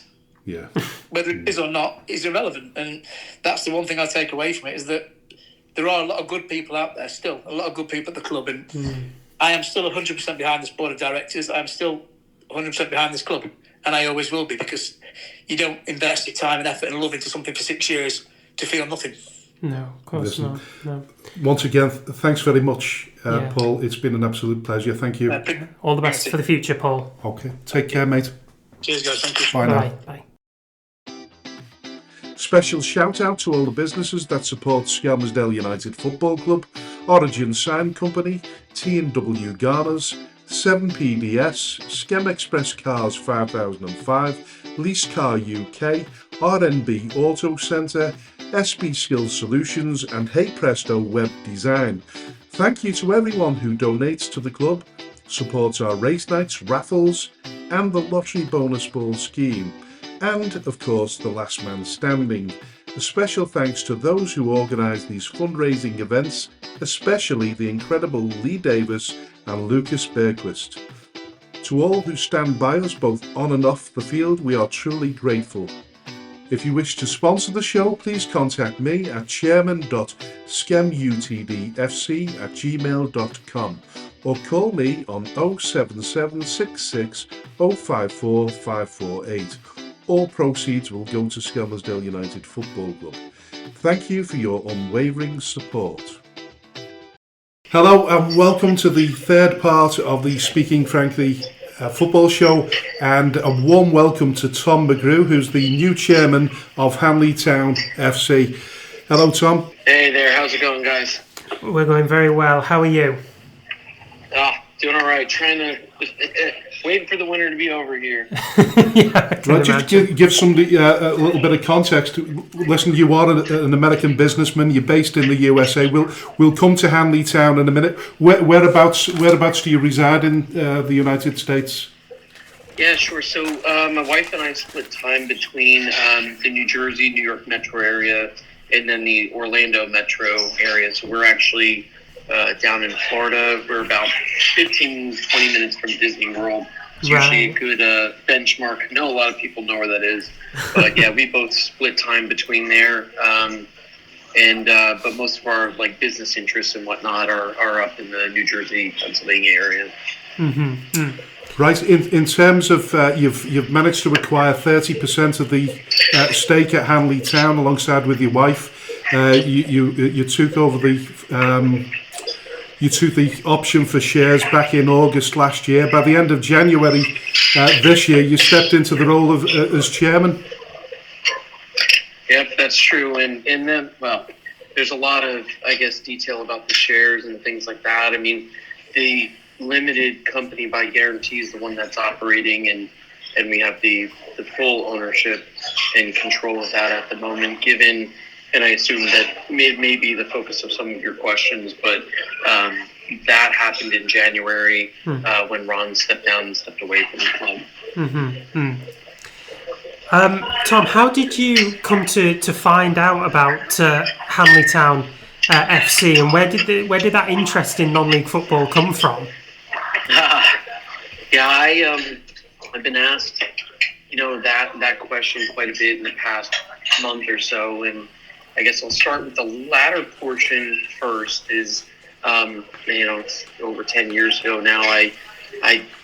My first time to London, I said I had to catch I'm a huge sports fan, so I said I had to catch a proper English football match. Then I went to QPR versus Liverpool, and I was single. My wife and I weren't even together or dating at that point. And I just met some retired folks in the stand there. They said at the end, hey, what are you doing after this? I said, well, really nothing. And they said, you want to come to the pub with us? There's a bunch of us that go. And I still keep in touch with them to this day. I actually, when I was over in January, met up with them for lunch. So that kind of ignited the love over English football. And then the more I just learned about it, and you hear some of the recs and stuff as well, that kind of got me more into the non-league side of English football. And then I really just found a huge love for it. The more I learned about it, the more that I learned about how integral it is to all the communities that the clubs are. And as somebody like my wife and I are in this, probably isn't all out in the public part, but I'm a volunteer EMT of almost 20 years. I've never taken a dollar or dime for it, just trying to give back to people. My wife and I have volunteered with animal rescues. We volunteered on our honeymoon. It's just kind of that giving back and being part of the community has always been core to who we are. And then there was the aspect of competitive sport. So it kind of fused community integration and giving back with that competitive spirit that there's nothing like the football pyramid in the United States. It's a whole franchise, very commercial things. And that's that. Yeah, I can't put into words. It's just a feeling. Just felt like that it was just. Like I said, I can't even. I'm fumbling over my words now. But it's just something that just seemed really cool, and just wanted to explore more. So then, how did we get into the investment part? To your first question, was as we started finding out more and more about it, we've done well in real estate and other businesses, and we said, this is something that we could put money towards. It would be helping people, helping communities, getting into sport. That competitive spirit. Let's start kind of pulling at that thread, and we wound up getting connected to a guy who sources, clubs looking for investment with investors looking to invest. Sorry, was that Elliot Stroud, was it? Yes. Yep. Yeah. So Elliot, he's a great guy, by the way. I had a meeting I had a telephone meeting with him on Monday. Oh yeah. No, he's great. Yeah. I mean, he's really just a good person. So we looked at 3 different clubs, one south of London, Hamley Town, and then one in sort of the Leeds, Doncaster area out that way. And just, I know we don't have a ton of time, so to keep it short, basically through different discussions, it seemed like this would be a good fit based on, our backgrounds and really what the club needed. And that's how we got involved last summer. And now we're fully involved. No, you're all the way in. Well, listen, after speaking to Elliot Stroud, I learned that there's more than 3,500 potential investors worldwide who are eager to engage with English football. It's clear that success stories like the Wrexham under Ryan Reynolds and Rob McElhenney have inspired many. Some observers have drawn parallels between your takeover and theirs, albeit on a much smaller scale. Given this wave of interest, what advice would you offer to clubs vying for investment opportunities for people similar to yourself? Yeah, I think there's 2 things that I would say is, one, if you're getting into it, understand that, you're not going to, or at least at this level, you're looking at community assets, you're looking at helping people, you're not like, it's not really a profit-making endeavor that you're going to get a bunch of dividends or something like, how Manchester United, is set up. I've not seen it that way. Usually, most non-league clubs, they wind up investing any profits right back into the club. I think the second thing, and again, I suspect this might be, for some further questions, you really need to do due diligence, a lot of it. Make sure you know what you're getting into, because we didn't completely know what we were getting into. And like I said, it's probably a longer story, what I call a 2-pint story. You need 2 pints to get through the whole thing.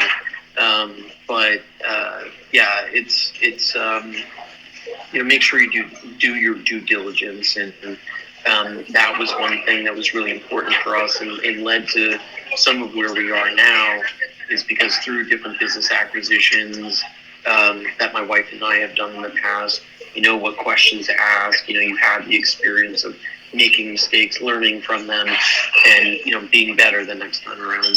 But those are the 2 main pieces of advice that I would recommend. And go see the ground, meet the club, meet the volunteers. That's the most important part. Make sure you identify and can relate to the people that you're looking to get involved with, because at the end of the day, all of this it's all around people, right? Yeah. And I think that's the most important piece.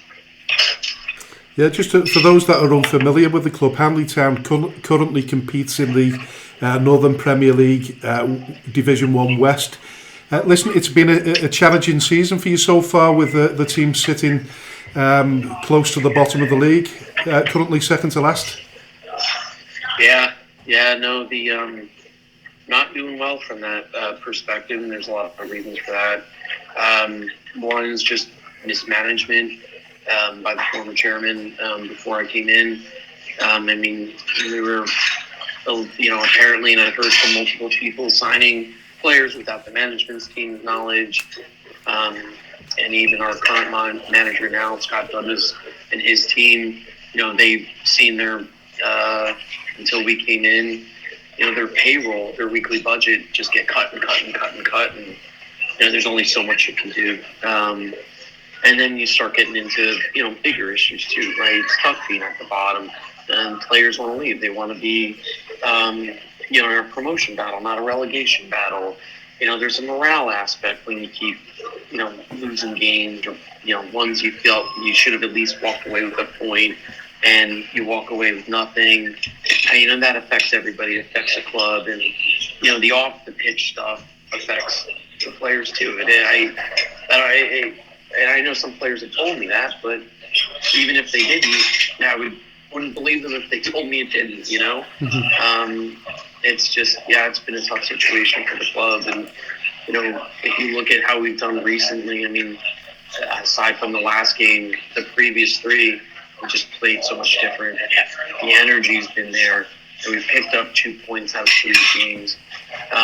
We're getting different players, and, some of them, because of certain leadership, they don't even want to talk to us, is what I've learned. So, it's been tough, and sometimes I feel like all of this probably happened a little bit too late. But, we're at where we're at. We're going to try and do the best that we can, pick up as many points as we can. I know there's reprieves and things like that, not that, we're banking on it.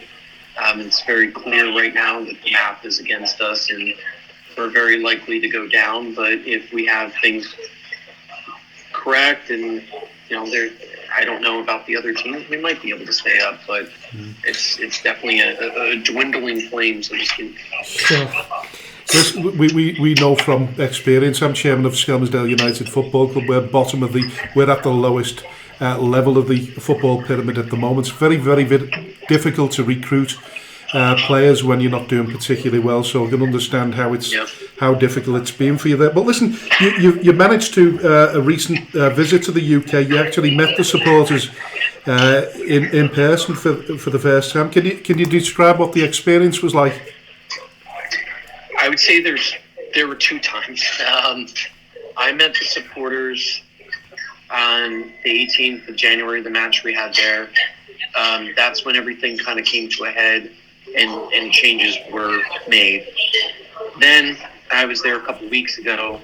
I had an open Q&A with myself. The management team invited everybody to the clubhouse. We also had open training. Really wanted to be open, transparent, and kind of welcome so many supporters back who had felt like they didn't have a place to be. So the first time I was there, or I guess the first time this year, back in January, I mean, I had so many people who came up to me so upset. I mean, I had one person yelling in my face about what's been done to the club and how it needs to change, and I don't fault anybody, and I didn't take it personally. There's just a lot of pain that was caused, and the supporters felt it. And I think it was, in some cases, some people came out asking, "Can we help? Can we do something?" So that was the first experience, and my wife and I said, we're gonna do everything we can to make sure this club's on good footing. Now, 2 weeks, ago, about, I guess it would have been almost a month later from that first one in February here, we just, honestly, just believe in just transparency. That's the one thing I think most people can, even in a bad situation, just honest about it. You tell people what's going on, why things are happening, and what we're doing to change it, fix it, et cetera. I was really welcomed by everybody. And the one thing, and I swear it almost brought me to tears, is the match after, I was put in as chairman. Some of the supporters had sent me a picture of, they put some American flags up in one stand. Awesome. And it was that day where everything officially changed in the company's house and everything. And this week of turmoil from the 18th of January till that announcement was made right before that Friday night game, it seemed like it just all kind of came to that head. And I was just really emotional, and I can't thank the supporters enough for that. That meant a lot to me, to my family, and we're here for them. And I think that energy has just kept the momentum going forward to this point. I imagine so. Tom, you talked about mismanagement being operated by the previous owner. Are you able to expand any more on that? Yeah, and I probably have to be careful with the level of depth that I get in. Of course. It's not because I wouldn't say things, or whatever, don't want to be transparent. I just need to understand that, there might be legal or other ramifications there. So with that caveat, in terms of mismanagement, I mean, it seemed to be a wide rumor, one that I didn't know about. And this is where I say do your due diligence. We were left with almost no money. I mean, in terms of mismanagement, there was gross financial mismanagement. We've uncovered accounting irregularities that we're working to fix, and significant amounts of unpaid bills. When you see someone taking vacations and trips and getting significant dental work done, on a contribution we made earlier in the season, and then all that stuff kind of kicked off, you say, like, what's going on here? And so my wife and I have had to inject in the order of tens of thousands to kind of get the club on stable footing, just to make sure that everybody has a club to come to on Saturday. And that's a very, very, very real thing. It's not something I take lightly, and honestly makes me pretty angry what was done, because a lot of people were just betrayed, myself included. And that's where the mismanagement was done, really just more selfishly, and at the expense of the club, the youth program, the volunteers, everything. Sure. Sorry, we're getting a lot of feedback in the background there. I'm sorry, it's probably the airport. Is there anything that you didn't hear that you want me to touch on again? No, I think we just about got that bit before the. Yeah. So amidst kind of the mismanagement that you're talking about, that you've uncovered, it was a period of about 5 months between you buying a stake in Hanley Town to then you stepping up to becoming the chairman. Did you feel kind of rushed into being the chair, or did it feel like quite a natural ascension into taking over the role? A little bit of both. Okay. It was more of a rush of not being prepared right in that moment. Like, it came up very quickly. In terms of leadership, I think I'm more of a natural fit in that regard. I've led large teams in my career. I've led businesses and things like that. It does not, I don't shy away from that. It's not something that makes me uncomfortable. But I think the speed at which that happened, and I think the piece was we were kind of kept at arm's length. There's obviously a distance aspect, and I think that was used to keep us at a distance, from the club, on a non-physical basis. And the other thing was that we didn't immediately inject all funds in the beginning. That announcement was more when we had come to terms. There was an initial upfront fee. And then, again, going back to the first question, the due diligence aspect was something I said, hey, we need to get into financials. We need to understand these things. And that's where we never got clear answers. We never got the information, or not enough, and not enough for a business acquisition piece. And my view is always like, it's a little bit of a Ronald Reagan trust but verify. Hey, I don't believe there's anything bad here. At the same time, I can't put a whole bunch of funds into something without having verification of things. And when we kept holding back, we're getting asked, hey, can you contribute more? Well, no, you haven't given us everything. And then, he disappeared and stopped answering questions, and then something seemed to definitely be going wrong.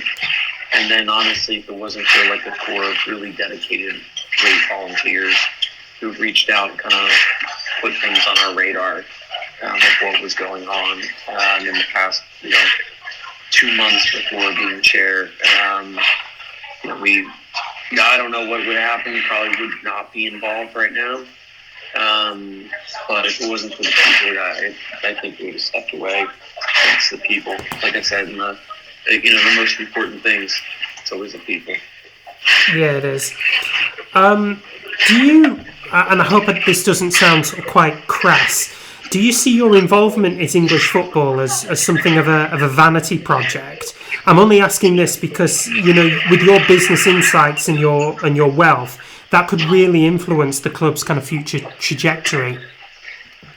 Yeah, no, I don't believe it to be a vanity project. I think if you talk to anybody involved with the club, you'll see and you'll hear that it's not that. I'm so hands-on, so involved that I don't think you classify it as a vanity project. And you know, I certainly don't have anywhere near the wealth of you know, like a Ryan Reynolds or anything like that. You know, I think my wife and I have, you know, done well. Sure.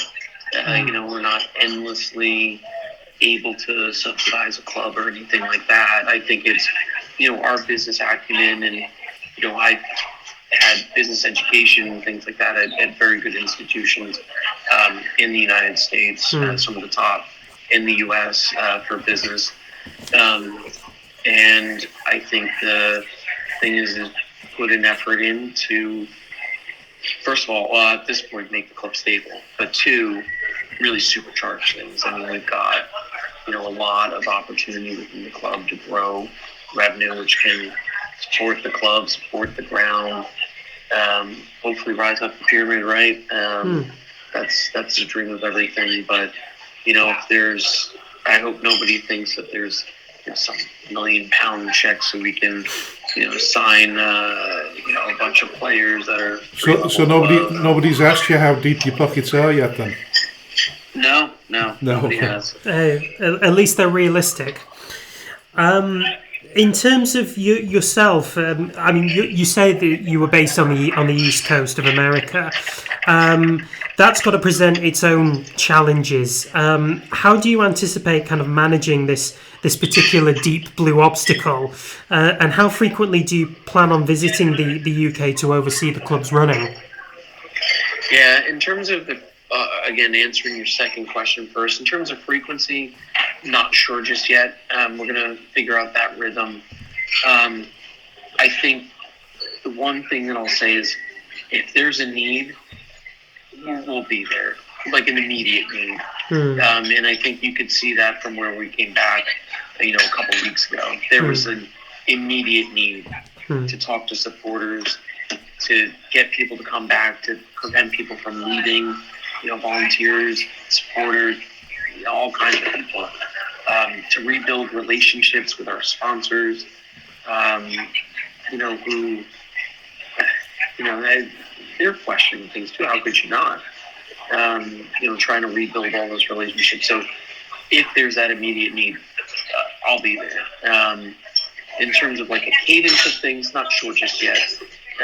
We should be back at least once before the end of the season. I know the season's not got much left to it, you know, only a couple months here, but at least once there. I would hope, my goal would be at least every other month, you know, at a minimum.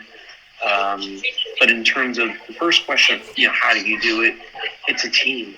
And I think that was the biggest problem before, is the club's administration just hung on one person.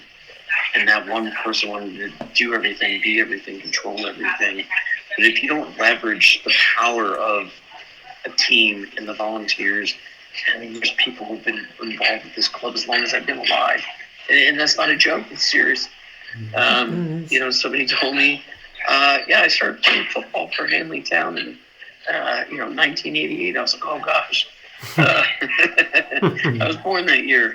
So, you know, you see things like that, and I think it's, one, there's a very tactical aspect of it. If we're going to have a representative in UK from the club, you know, our secretary, treasurer, of course, are representatives of the club as it is in just the roles that they occupy. But there's that, you know, very concrete logistical piece that will be done. And then there's the other part of, you know, just leveraging a team. You know, my job is to break down barriers, get things done for people. And so long as I can do that, and then also complement that with physical presence, you know, I've seen what we've been able to do in just like 4 short weeks. 5, at this point. I don't see any reason why that can't continue with the right people in place. No, of course. In terms of your kind of short and long-term aspirations for Hanley Town, now you've mentioned yourself that you've not got $1 million check in your back pocket, and that's entirely plausible. But do you feel like between your business acumen and your financial resources, you're able to elevate Hanley Town within the football pyramid? Is that the goal? Oh, 100%. Yeah, no, 100%. I mean, in the short term, first if we get relegated, which at this point I think, is a very real thing. I mean, I'm an optimist, but also a realist, and the math and other things there are not good for us. So assuming we do go down, the first thing in the short term is get back up. One of the other things that I'm doing is putting together like a long-term vision strategy, long-term operating plan for the ground, because we need to improve the facilities. Because those things go hand in hand with going up the pyramid. Sure. You have to meet ground grading requirements, and right now, we've got not many to meet step 4, but I would love to hit the National League North. That would be a goal, a long-term goal, but one where I think it's realistic. I think if we have the right things in place, it's possible. I could be wrong. Time will tell, but that's a goal. That's the vision that I'd love. And then in between that, assuming we're in Division 1 of the Northern Prem, we go down, go right back up. That's the operating piece I'll go with now. Is we're going to need that stabilization here. Then I can hope that somewhere in between there, that midterm, we get to the Northern Premier League, the Premier Division, compete then for promotion. I know it's tough, but I think the biggest thing is that I'd like to do is present more non-league to the U.S. I mean, the U.S. has a huge consumer base that almost has unlimited ability to consume, and that's a whole economics thing that I know enough about, but not enough to write textbooks or anything. But I think there's an advantage there. And Americans love sports. They love English football for sure. I mean, we've seen all that popularity. And then I think a lot of stuff that Wrexham has made Americans start to look at lower leagues of English football. I think that's why you are seeing a lot more investment in, especially from the U.S., into the lower divisions of English football. I don't know if there's much at National League and below, maybe at National League North-South. But below that, I don't know how much there is. I haven't seen anything on it. But I think you market, and that's where my background comes from, is on the marketing piece. You get the right sponsors, and you hopefully start getting a following. You get gate receipts. Can we do streaming of matches? Can you get a bit of a subscription there? I mean, one of the things we got to start selling replica kits. We have to sell bobble hats and pin badges. I mean, we don't even have pin badges. I mean, if you're a groundhopper and you go to a ground that doesn't have pin badges, what the heck? That's crazy. So, there's some basics that we need to do that can support the club. Yeah. We need to start leveraging the Football Foundation for, funding for facilities on things. Yeah. If people feel like they can have a good experience, and that's the thing that I think is a very American focus, and I'm not saying it doesn't exist in other countries, but I think Americans focus heavily on it. It's like fan experience. And I think if you've got the right facilities, and a bunch of the supporters where we had the Q&A, they said, I don't care if we go down. I just want my club to be secure. I want it to be there next Saturday when the match, comes up. And I think that's the important piece, and you can attract a lot of people if you have the right experience. And then, that translates into gate receipts, it translates into merchandise, it translates to, a healthier budget, translates to more sponsors wanting to come on board. because you're doing something that, gets them and their businesses. So it all compounds on each other. And then I think, that coupled with, financial backing of some level from us, I think it is achievable, but it needs to be done in a sustainable way. You can't just get money and mortgage everything on trying to get promoted, because once you don't have that anymore, that level, you can't sustain salaries, and you want to fall back, and what's the point? Yeah, you have to do it sustainably. You've certainly done your due diligence on football at this level, Tom. I truly believe that there'll be good sort of positive aspirations for Hanley Town in the future. We've had one final question come in from one of your fans, and it is, why does it seem Hanley can't get the best out of players who leave and then flourish at a new club? Yeah, so that's tough, right? I think it goes into, part of this is probably I'm not the best person to ask, because I'm not a manager on the pitch. I think the other things that goes into what we were talking about earlier, and some of the points we touched on, if you're just dropping points every single week, if I were a player, right, and I've played in different sports, I've never really been good at many of them, but the thing that I would think is what's the point? What's the point? We just keep dropping games. What's the point? Let me see if I can go somewhere else where, again, you don't want to be fighting the relegation battle. You want to be fighting the promotion battle. And what I say is not any reflection on any player that, they've all given up or anything. Because I don't believe that. But if you were to tell me that dropping a bunch of matches in a row doesn't affect how you perform on a pitch, I wouldn't believe that either, right? And how many times? The other thing is teams have to be a good fit for you too. And I think then there's that X factor of there's culture, and I don't think we've had great culture up until now. I'm not trying to blow up my own head or anything like that, but I think the culture around the club has changed because somebody's not there. And I think, you see the energy from players. 2 weeks ago, we just had a bunch of our juniors players, from our under 18s, come out and get a debut on the pitch. That game had so much energy. I know we only got a point, but that had a lot of energy. And I think there's, players have skill sets and things like that, but there's a off the pitch, emotional motivation, character piece to it too. And, good things breed good things. Bad things, unfortunately, breed bad things. Then look at the Premier League. How many players are, do certain clubs sign on these huge contracts?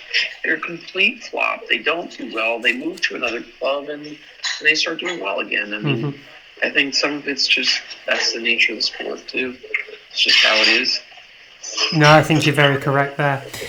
Listen, Tom, thank you very, very much for coming on the show. We really appreciate it, and we wish you all the best with Hanley Town, both for the rest of this season and for the future. Good luck, Tom. All the very best, Tom. Thank you so much. Thanks for coming on the show. Take care, mate. Cheers. Bye-bye now. Have a good one. Cheers. Bye. You too. Special shout out to all the businesses that support Skelmersdale United Football Club, Origin Sign Company, T&W Garners, 7PDS, Skem Express Cars 5005, Lease Car UK, RNB Auto Centre, SB Skills Solutions and Hey Presto Web Design. Thank you to everyone who donates to the club, supports our race nights, raffles and the lottery bonus ball scheme. And, of course, the last man standing. A special thanks to those who organise these fundraising events, especially the incredible Lee Davis and Lucas Bergquist. To all who stand by us both on and off the field, we are truly grateful. If you wish to sponsor the show, please contact me at chairman.skemutdfc@gmail.com or call me on 07766 054 548. All proceeds will go to Skelmersdale United Football Club. Thank you for your unwavering support. Hello and welcome to the fourth and final part of the Speaking Frankly Football Show, and a real big thank you to Tom Mcgrew, the new chairman of Hanley Town. Yep. Listen, apologies for the quality of the call there, but it was a transatlantic call, and he was in the airport, and it sounded as though he was by the pots and pans as they were getting cleaned. I think he had his head in the dishwasher, to be honest, with the amount of crackling that was going on. But we hope very much that this doesn't interfere with how Tom came across. He's clearly very passionate about what he wants to do for Hanley Town, and he does want the best for them. So apologies for the background noise, but we hope the best kind of came out of there.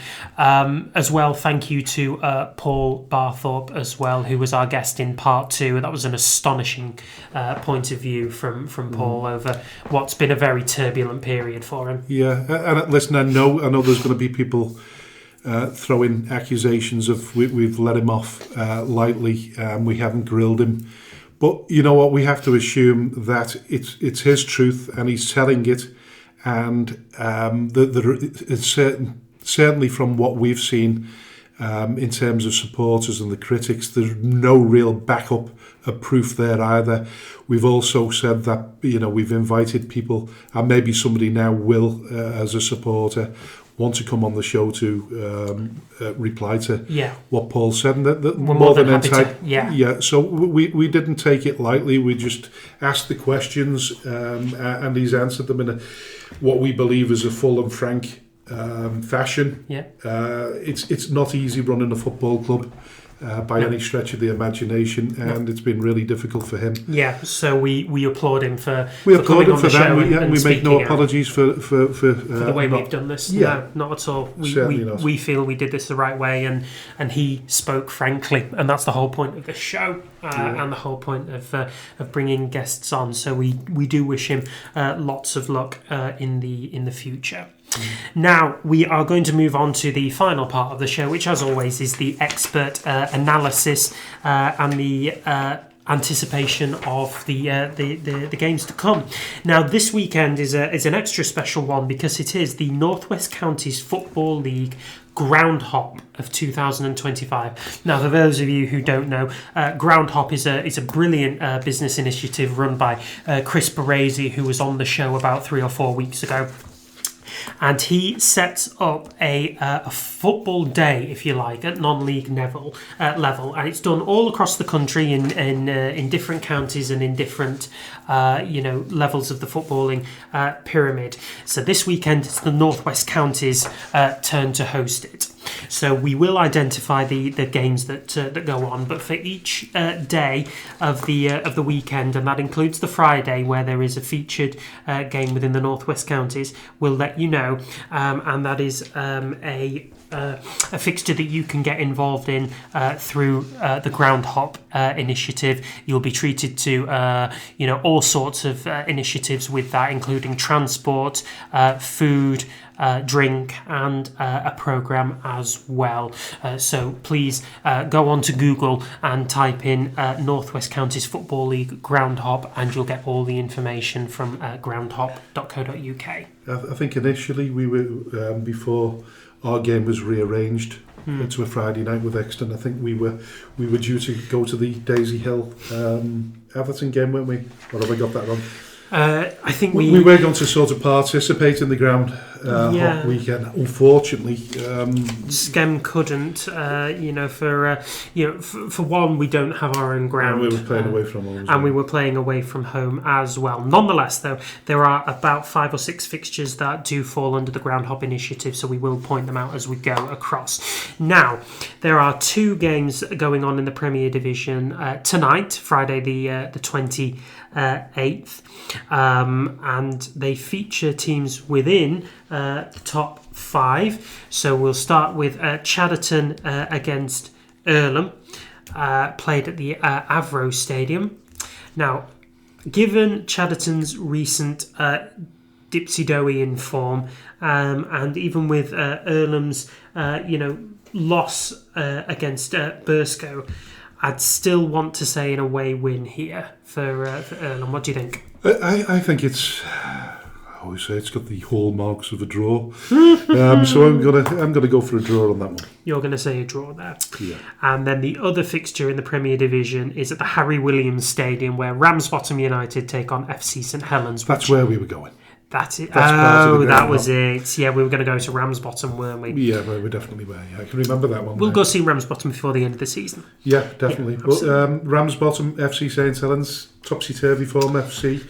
Ramsbottom still got that good chance. I think Ramsbottom are going to win that one. I also think Ramsbottom are going to win this one. They may have lost the last game they played, but they have been on a real hot streak before that, and I think Steve Wilts are going to want to get his boys over the line for this one and keep up the pressure on Bury. And an absolutely new feature to this particular episode, and I've not warned AJ about it, but because it's part of the. I don't look at me in shock. Because it's part of the Groundhop 2025, and we're expecting increased attendance there. Yep.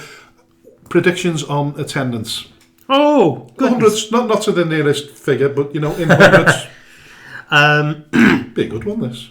Yeah. So Ramsbottom. Friday night. Yeah, I'm gonna say about 250 for a Groundhop. 300 then. It's my first Groundhop. I don't know what the scale of it comes to, but I'm going to say 300 then. I'm going to go for 450. Christ almighty. I know how many tickets have been... No, I'm joking. That'd be bad. The thing is, you've gotten in with Chris there, haven't you? Right, so ATT 300. I said 300. Yeah. All right, so Ramsbottom home win, 450 for me, and... Ramsbottom home win, 300 for me. 300. Listen, I think you're probably nearer to it than I am. I'm probably well, you said this now. Exaggerated, but anyway, listen. Right. Moving on to Division 1 North. Yeah, for the Friday night. For Friday night tonight is Daisy Hill versus Atherton LR. Now, if there was ever an opportunity for Atherton LR to get back to winning ways, then you would imagine it would be this one. But then we look at the Aaron Hunt era, the new chairman, the social media influencer. We're expecting probably a half decent crowd because that's been advertised well and truly. It's a local derby. It is, yeah. It's been advertised well in advance. These two teams separated by 10 minutes of A6. So there's really not an awful lot in it between them, geographically speaking. In the table, it's been well documented that Daisy Hill do have, their struggles. Players are leaving, and Daisy Hill, who once may have been vying for the playoffs, have started to slowly slip down table. That being said, they have garnered some good results recently. I don't know if it'll quite be enough to get them anything out of this game, though, so I am going to say an away win here. I'm going for the away win, and I'm going to anticipate a crowd of 350. Even though it's not on the Groundhop. Oh, correct, it's not. Yeah, no. But you know what? Because it is... Well, it's a bit of a special game, isn't it? In terms of, well, I think it is. The way it's been advertised and pumped up. All right, fine. It's been a pimped fixture. It has been a pumped up fixture. A pimped fixture. Goodness. Yeah, I'm going for a pimped fixture. So I'm going for 350 on that one. I'm going to go for 250 on this one. They don't garner that big a crowd. I'm not entirely sure whether the Aaron Hunt event will take true effect just yet. Now, we're going to have to be really quick if we're going to make this game tonight.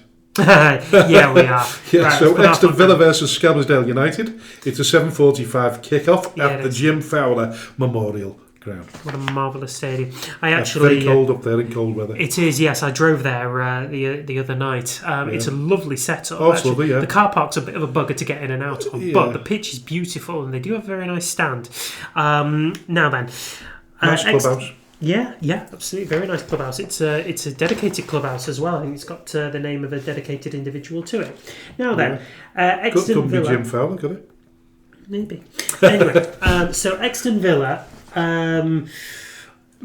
fifth in the league they may be, but they're no strangers to inconsistency in their form. So although they won the last 2 games, and they won them sort of at a canter, really, particularly the most recent one against Route 1 Rovers, they did lose 3 fixtures in a row before that, scoring 12 and conceding 12 as well. So they may have some high scoring form up front, but they do possess a bit of a leaky defence. So, with that in mind, and given our most recent win against Garstang, which has galvanised us, I am going to say that we will win. We are going to take a draw here. I'm going to say a draw. Well, I'm just going to be as consistent as I've ever been. I'm going to go for a Skem win. I think, more likely scenario is probably a draw, and a draw would be a good result. That for would be Skem. a heck of a result, that one. Be no doubt about that. Yeah, but it depends which Exton Villa team turns up. Quite. But let's move on to the first division, the Premier Division on Saturday's fixtures. And a strange one there. I don't know why it's a 1:30 kickoff. Is it part of the Ground-Up? No, it's not, is it? No, it's not part of the Ground-Up. I do wonder whether it has anything to do with FC Isle of Man having to get back home quickly. Right, yes. Yeah. Boats and planes. Yeah, definitely. So, okay, that's the reason for that. So, I see this panning out quite easy, really. I think this is going to be a Bearsco victory. Do you? Yeah. I'm going to say this is going to be a draw. All right, okay. Yeah, only by virtue. I wouldn't be surprised. Only by virtue of these two teams having quite inconsistent results recently. I know Bearsco pulled off a brilliant win at home to Earlham. I don't know whether it's a false dawn or not. I certainly would hope not. Because we do appreciate Bearsco, but I think FC Isle of Man will bring them with them a little bit of mettle. They're unbeaten in the last 3 games. They've drawn 2 of them, so I will say a draw there. Yeah, I've gone for a Bearsco victory. So we move on to the first of the ground hops on the Saturday. Yes. And that's a 1:45 kickoff indeed. And it's a Manchester derby between Stockport Town and Cheadle Town. Mm-hmm, absolutely. Now, Manchester. Yes, Manchester. So, Cheadle Town drawing their last game with Glossop North End, which has sort of solidified their place in 11th. Stockport Town are in 10th place, but only have 1 win in their last 6 games. They are, however, unbeaten in their last 4, so maybe they're starting to patch together a little bit of a run. Cheadle Town, though, before that draw, were on a 3-game winning spin and have the second best form in the division. So, which way are you going? Draw. You're going for a draw, yeah? I think it's got the hallmarks of a draw, so I'll go along with you there. There we go. Is it a ground hop game? Attendance. Well, don't forget these local, crowds are going to follow, so they're going to go from that ground to the next ground hop. Yeah, they are. So they bring, how many coaches full did he say? 2, I think. Was it 1? I think it was 1 this. Is it 1 this time? Maybe. 1 so or that 2. adds probably an extra 50 onto it. I'm going 250. You're going to go 250? Yeah. I'm going to go 300 just because the two teams aren't separated by an awful lot, geographically speaking, so there'll be a big attendance anyway. Yeah, go on. So I'm going to go 300. So, Berry versus Litherland. Litherland Remica. Litherland Remica, yeah. Now, I can only see one way. Yes, Berry win for that? I can see a Berry win as well, but I don't think this is going to be quite as straightforward because Litherland Remica are on a bit of a run recently, so they're unbeaten in their last 3, but that has included some really good results. Obviously, so they drew with West Didsbury and Chorlton last week, and then they beat who did they beat? I think it was Paddy. It was either Padiham or Ramsbottom. They beat one of the promotion chasers the week before, so they are made of a bit of metal. I do still think it'll be a very win, but I think it'll be closer than we thought. It all depends an awful lot on the result tonight for Ramsbottom, because if Ramsbottom win that, it puts a little bit more pressure on Berry in terms of the result there. And then from the other perspective, if they lose, if Ramsbottom lose, then Berry sort of a little bit more at ease. A bit more comfortable, yeah. Because they've got how many points advantage is it? 8 at the minute. 7 points. 7 points, pardon me. 7 points. Ramsbottom have got 2 games in hand. They do. So yeah, listen, I'm still going for Bury, but I think a lot could hinge on the result tonight between Ramsbottom and FC St Helens. I think Bury will be uplifted if Ramsbottom lose.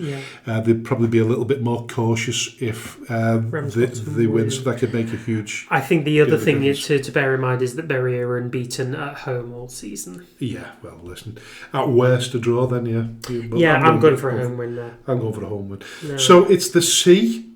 Derby, I know, Honest to God, you'll find a derby out of anything. Right, it's Colne versus Charnock Richard. At the Hafners Stadium, now, Colne, as we talked about, they're winless in their last 6 games, but they have collected 2 draws, just before this loss to Paddingham. With that being said, Charnock Richard's form is nothing to write home about there. Just the 2 wins and the draw from their last 6 games, but a very leaky defence. The joint second most goals conceded across the last 6 games in the division. And Colne, obviously, Entwistle continues to be on a bit of a hot streak. I am saying a draw here. I'm going for Colne. All right. Yeah, definitely. Longridge Town versus Lower Breck. Lower Breck all day long for me. Yeah, that's Lower Breck. I don't think it's a foregone conclusion because Longridge play really well at their own stadium. They do, which I visited the other day. I couldn't get past the gates. They were padlocked, but I saw the outside of it. It was really nice. And there's a Sainsbury's round the corner. Have you seen the view from there? I haven't, no. Oh, well, I mean, it's surrounded, isn't it, with cricket clubs and rugby clubs and whatever, or tennis clubs. Longridge is a beautiful but very remote part of northern Preston, and it's lovely setup they've got there. Very, very nice. That being said, though, I predict Lower Breck to come all the way from the Anfield Community Stadium and tread all over that and spoil the view and spoil the atmosphere and win. Yeah. It's going to be difficult to pitch, be very spongy because of the recent moisture that we've had. Yeah, just a little bit. But maybe that will play into Longridge Town's hands, but I still think Lower Breck are just a bit too classy. Yeah. There.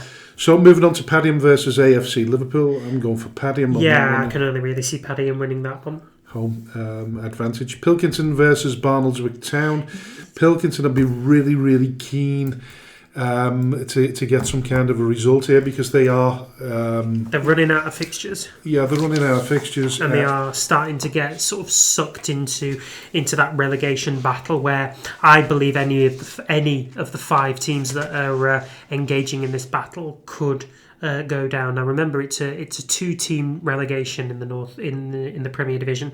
Currently, those are occupied by Squiresgate and Prestwich Hayes, but there's only a 5-point gap between Squiresgate at the bottom and Pilks in 20th, which tells you all you need to know about how tight it is down there.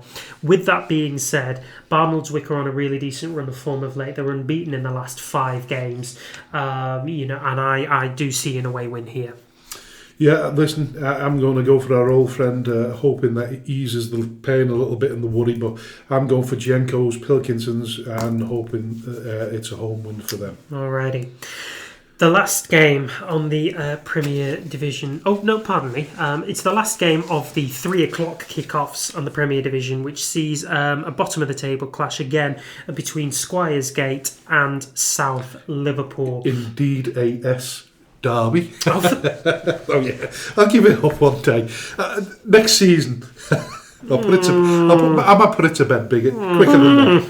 Anyway, listen, it's at the Brian Addison Stadium. It is, it's quite nice, nice down there at the Brian Addison. It's next to a primary school, so parking could be a bugger if they do ever have a 3 o'clock Friday kick. Horrible pitch to play on. Yeah. South Liverpool used to playing on a plastic synthetic pitch, I think, don't they? So they are, yeah. Now, I think it'll be a difficult game for South Liverpool. It really will, and I think given that Squiresgate have managed 3 draws of the last 6, I am going to go for a home win here. I'm going to go for South Liverpool because I think they might just edge it, and I think they might want it more. Fair enough. Yeah, and they've still got that. They've got that gap, haven't they, between them and they do, but 4 points between them and Squiresgate. So I'll go for Squiresgate. Fine, fair enough. Sorry, did I say Squiresgate? No, South Liverpool. I'm going for South Liverpool. I said Squiresgate. Yeah, okay, I'm getting confused. So, like you say, the second part of the ground hop on that particular day, or is it the third, is Glossop North End versus West Didsbury and Chorlton. That's a cracking fixture, that one, isn't it? That looks brilliant. Now, for me, I really like what Brodie's doing with Glossop North End, but at the same time, West Didsbury and Chorlton is a bit of a different egg altogether, isn't it? They bring a big crowd, they've got the ground hop there. I don't know whether Glossop North End are going to have enough tools in their tool bag to deal with what the West Didsbury and Chorlton are going to bring. It's going to be a big crowd. It is going to be a big crowd. It's going to be a passionate game. I think there'll be one or two send-ins. Why would it come up with a... But no, I think there might be a sending off or two in that game. I think it'll be a feisty game. Yes, I think it will be. I think it'll be well contested by both teams. I think it might just be the kind of game that Brodie likes to get his teeth tucked into. So I'm gonna go for a Glossop North End win here. I think it's going to be a close game.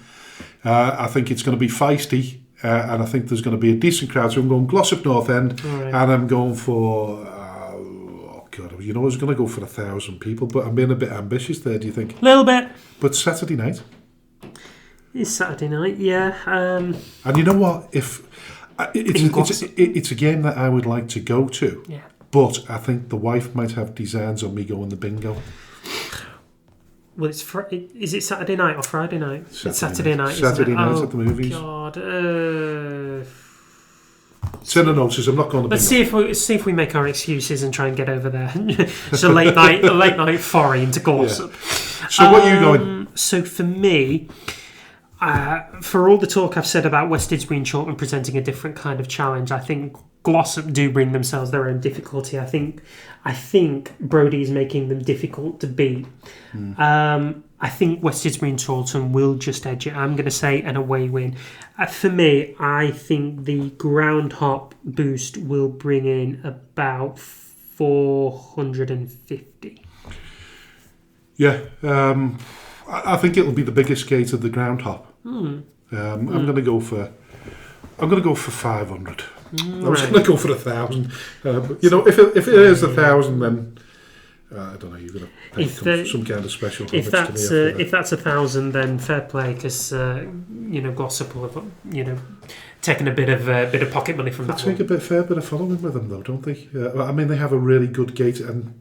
At home, yeah. They might invest in this because it's the ground hop, so they might just take a few. Might surprise it. I think we had in excess of 600-700 in the last ground up. Some of the grounds. Well, they were on average. They were around about.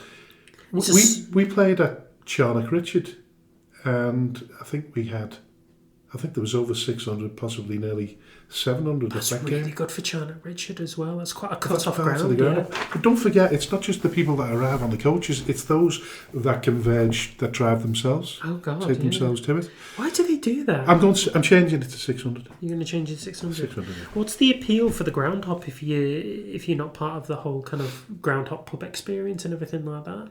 I think it's knowing that there's going to be a healthy gate there. It just adds to the interest. You know yourself, if you're facing, I don't know, say if Scum United Football Club now step 6 in the pyramid and they're playing Chester say we were in the Cheshire Scenic, I know we're not, but say we were in the Cheshire Scenic Cup and it was a quarter final, that'd be a healthy gate. No. Yeah, you'd get a really good gate for that. All right. You get more than you'd get against Bury. So we did 4-digit turnout then. I think it'd be certainly close to the 8. Yeah, 8 and that's 900. really good. That. Yeah, it's a great atmosphere. Yeah. Right, we'll move on to Saturday kickoffs in the First Division North. South. All right. Even though we're not in action on the Saturday, we'll go north then. Let's change the trend. Yeah. We'll go north here. We'll go in order here, so we won't forget. Right, so we're going to start in Ashton, where Kevin Towie's Ashton Town welcome Route 1 Rovers to the Bartons Group Stadium. And I think this is going to be a home win. I think the Lomax brothers will certainly have some kind of involvement in that one as well, as they often do. But Ashton Town taking 3 points there. And a big killer for us, of course, is the fixture Garstang versus Thornton Cleveley's. 2 strugglers at the wrong end of the table. Yeah. It's an away fixture for Thornton. I think Garstang, I'd hate to say it, but I think Garstang might just edge this one. Do you reckon? And that'll sort of put paid to our hopes of, floating? Maybe. For me, I still think Thornton Clevelands do have a little bit about them that that they can pull something off. And I think Garstang will be quite downtrodden by the manner in which they lost to us. So for me, that's going to be an away win. I think Garstang could win it, but I think realistically, maybe a draw. Right. A draw wouldn't be too bad. No, okay. Mcgrew versus Holker Old Boys. I'm going to say an away win there. I know we've seen Holker Old Boys have a bit of a struggle recently. 2 losses in the last 6 games, but I do think they'll just have a bit too much quality for Mcgrew. I'll go for a draw there. Main Road versus Ashton Athletic. An away win again for me there. Actually, no. Do you know what? I'm going to say a draw. I know that Ashton Athletic beat Holker All Boys, but they've got sort of quite. Oh, do they? They've taken a draw and then a win. No, I am going to go away win. I'm going to go an away win. I'm going for Main Road. You're going to go home win, right? I'm going to go Ashton Athletic and Deck Barlow to score because he always scores. Deck Hill, pardon me. Well, Steeton versus Nelson's a big game in terms of Atherton are playing tonight. Yeah, in terms of the top of the they can reduce the deficit. The deficit there, and Steeton. It depends which Steeton turn up. We've played them a couple of times, and they seem to be able to play good football. But that being said, they got hammered by Garstang a week ago. So 2 local weeks ago. derby, really. This isn't it? In many ways. Steeton versus Nelson. Oh, it's not really, is it? No, Nelson's in Blackburn, Steeton's in Bradford. Oh, still a bit of a mooch for Nelson to get over there. Notice, isn't it? It's an away win for me. Yeah, I'm going for Nelson as well. There you go. Division 1 South. Yes, absolutely. And part of the Ground-Hop, 11 o'clock kickoff, starting off really early there. Stockport Georgians versus Sandbach United. Yeah, so Stockport Georgians were on the end of that 6-2 hiding by Market Drayton Town last week. Congratulations, Dan. I'm going for Sandbach. Yeah, I'm going to go for Sandbach. I'm going to go for Sandbach, and I'm going to go for a crowd of 400. All right. I'm going to say Sandbach as well. I am going to go for a ground of 300 on this one. And I haven't mentioned the fact that it's an S derby. So, Abbey Holton versus Camelheads. Back to the 3 o'clock kickoffs. That's Abbey Holton. All day long, and I think that might be by quite a considerable margin. So it can be about 3, I think. Allscott Heath versus Alsager Town. I'm going for Allscott Heath. Yeah. Market Drayton versus Asheville. I'm going to put my backing into Market Drayton Town on this one. Yeah, we're back in Dan Dawson there, aren't we? Yes, we like Dan. He's a nice guy. Yeah, but by the time we've interviewed everybody... We'll be rooting for every single team and everything will be a draw. Which will almost be an impossibility, as you say there. Shawbury versus Barnton. I can only see Barnton winning that. Yeah, same here. Stafford versus Runcorn. I'm going to say a draw. I think Runcorn are going to nick this one, and I think that will settle the title. Well, almost settle the title, because Winsford versus Eccleshall, I think that's definitely a Winsford win all day long. Yes. New Mills versus Cheadle Heath, another part of the Ground-Hop. That's a 4:45 kickoff.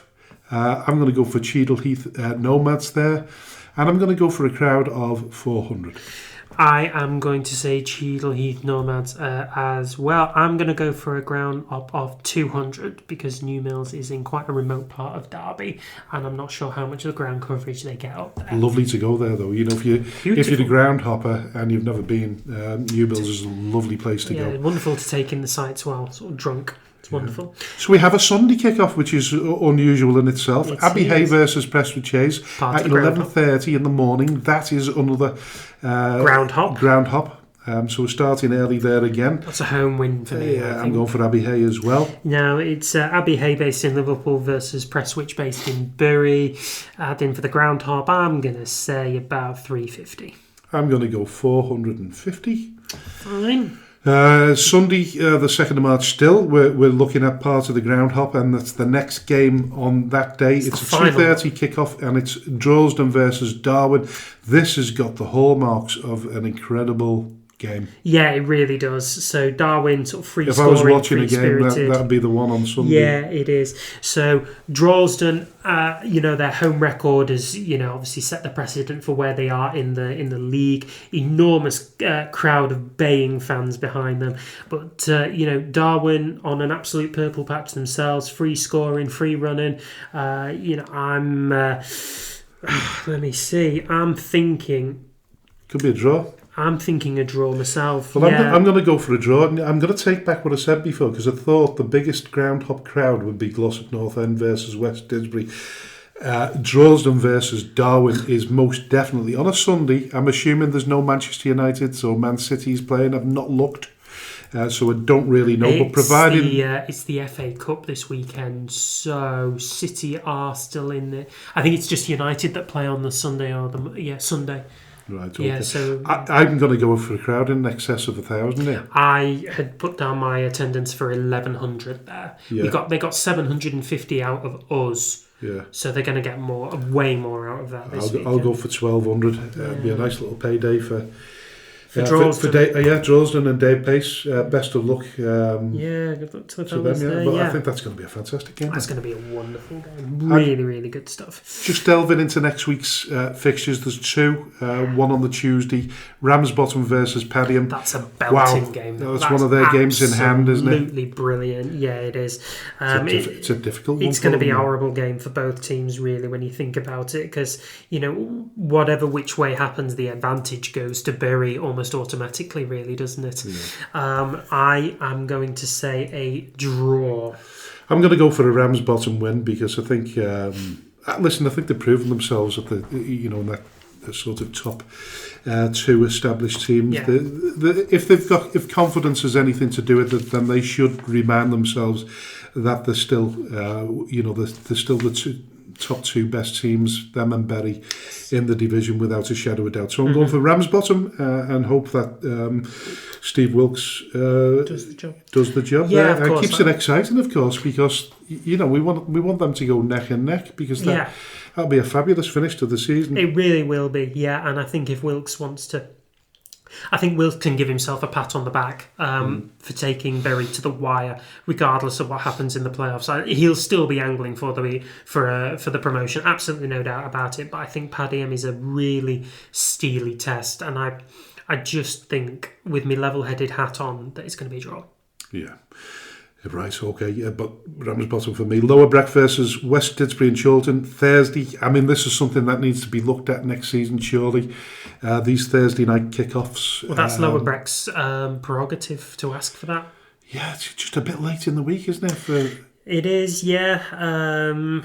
Listen, there's no doubt there's logistical reasons, because it's an Anfield Sports Community Centre, and that'll probably be the reason why. I'm not trying to... I'm not trying to take advantage of the fact that it doesn't suit other teams. It certainly doesn't. No. But if there's any way they can change that, I don't like football on a Thursday night. Never have done. No, because we record the podcast on Thursday night, so we miss all the football. I know, yeah. And that's the other thing as well. Yeah. Have you just told everybody that we record on a Thursday night? Oh yeah, well I think spoiled the secret. We gave the game away months ago, Frank. That's not. So are you going for Lower Breck versus West Didsbury? Home win for me. Home win? I think that's a draw, so I'm going to go for a draw. Alrighty then. So by virtue of Frank not getting his organisation together, I think I win. The match predictions for last week. Well, I've got them here. Having got 12. If you want to look at them briefly, there I can't work them out. But fine. I'll if you want to do that while I ramble on and leave with a final question that I always ask about what you've learned this week so far. Yes. What did you learn this week? Tell us, Frank. You tell me what you learned first. That's normally the way round, isn't it? Yeah. Have you forgotten what you've learned? No, I haven't forgotten what I've learned, actually. Okay, so what I have learned is this. Chairmen go into this game of football with the best intentions of what they can do for a football club to affect change, not affect their own bank balances and their own pockets. I think that is as clear as day at this level, that you're not getting into it for profit. as I've said before, being a chairman can be a very, very lonely place. And I think it can also get to a point where it can be quite dangerous if the voices around you get loud enough and the the naysayers continue to be given a pedestal on which to shout whatever comes across their mind. I think that for me is the biggest learning curve, and I think the final point that I will say of what I've learned is that there is always a time to walk away if you feel like this is the game of football is affecting your health far beyond what's to be expected of you as a chairman. There's a right time to walk away. Do you think Paul might go away for a short period of time and come back? I don't think it's the end for Paul Barthorpe at Farsley. I don't. I think he has a passion for the football club now, and he'll want to put things right. Not that he's put anything wrong, but he want to put things into perspective, and he'll want to prove a point. He will want to prove a point. I just don't know whether he feels like it would be worth it to do that. I don't feel like it would be. For me, I think it is the end. I do think that Paul will kind of walk away from this with some regrets, but with no regrets that this is the right thing to do for his health and for his well-being. So listen, he's obviously already said there's no way of selling the football club because there's no magic wand, there's nobody interested, there's no investors there. No. I did fail to ask him the question really whether he's still going to invest in a plastic pitch there, because as a business there's two separate businesses there. He'll want to get something from his return if he can't sell it. Yeah. So maybe he's going to be there for a long time. Maybe. You would hope so. You would hope that he finds a way to kind of fall back in love with the game and with the with the club and re-establish that good relationship with the supporters. And in respect of what I've learned, don't ask how deep one's pockets are.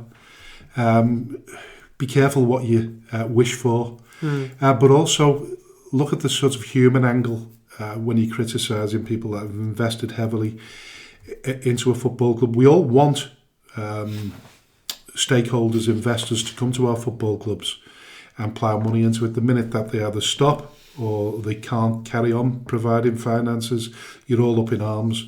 I just say, listen, give a bit more consideration to the human aspect of it and the psychological impact it has, albeit Paul said he's not affected by that. I believe differently. I think as chairman we do read what's going on, and certainly if we don't read what's said on social media, we get told on a regular basis, and it does hurt in many aspects. But we all have our own truth, and I'm pretty sure that Paul has been as honest as he possibly could. And what started out as a passion has become a pain, unfortunately. So yeah, I'd say be careful what you wish for, and don't ask the questions about how deep a chairman's pockets are. Turn up to the games, win, lose or draw, because the finances are needed. We've talked about City of Liverpool today.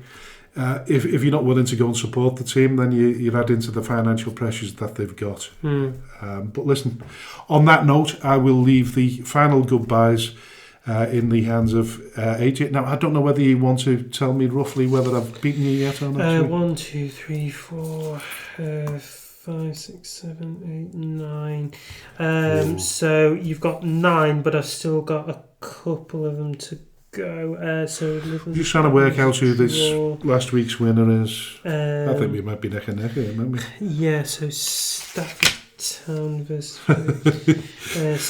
versus Ashville. You know what? Some of the results are actually Stafford Town won. So that's 10. Paddingham versus Cone. You said Paddingham, so you were right there. And then Longridge. Getting close. Yeah, it's there. I didn't count that one. So it's just Lower Breck versus Chadderton and Winsford versus Shawbury, and they're not on. They're not on these Are they? No, they're not. I mean, I don't know what's happened there. Listen, we'll call it a draw for now. We'll call it a draw for now. That's fine. I'll take a draw here. We'll get Carol Waterman to do the countdown. Go. So you've been listening to the Speaking Frankly Football Show with me, AJ Vijet, and my co-host, Mr. Frank Hughes. Please remember to subscribe to us wherever you get your podcasts, and please also remember to rate and review, because we do really appreciate the feedback. Please also subscribe to us on the podcast channels to be the first to find out when a new episode has been released. We are also available on Facebook and X under the banner Speaking Frankly. You've been listening to the Speaking Frankly Football Show. I'm AJ, he is Frank, and we will see you next week for the 18th episode of the Speaking Frankly Football Show. Bye-bye for now.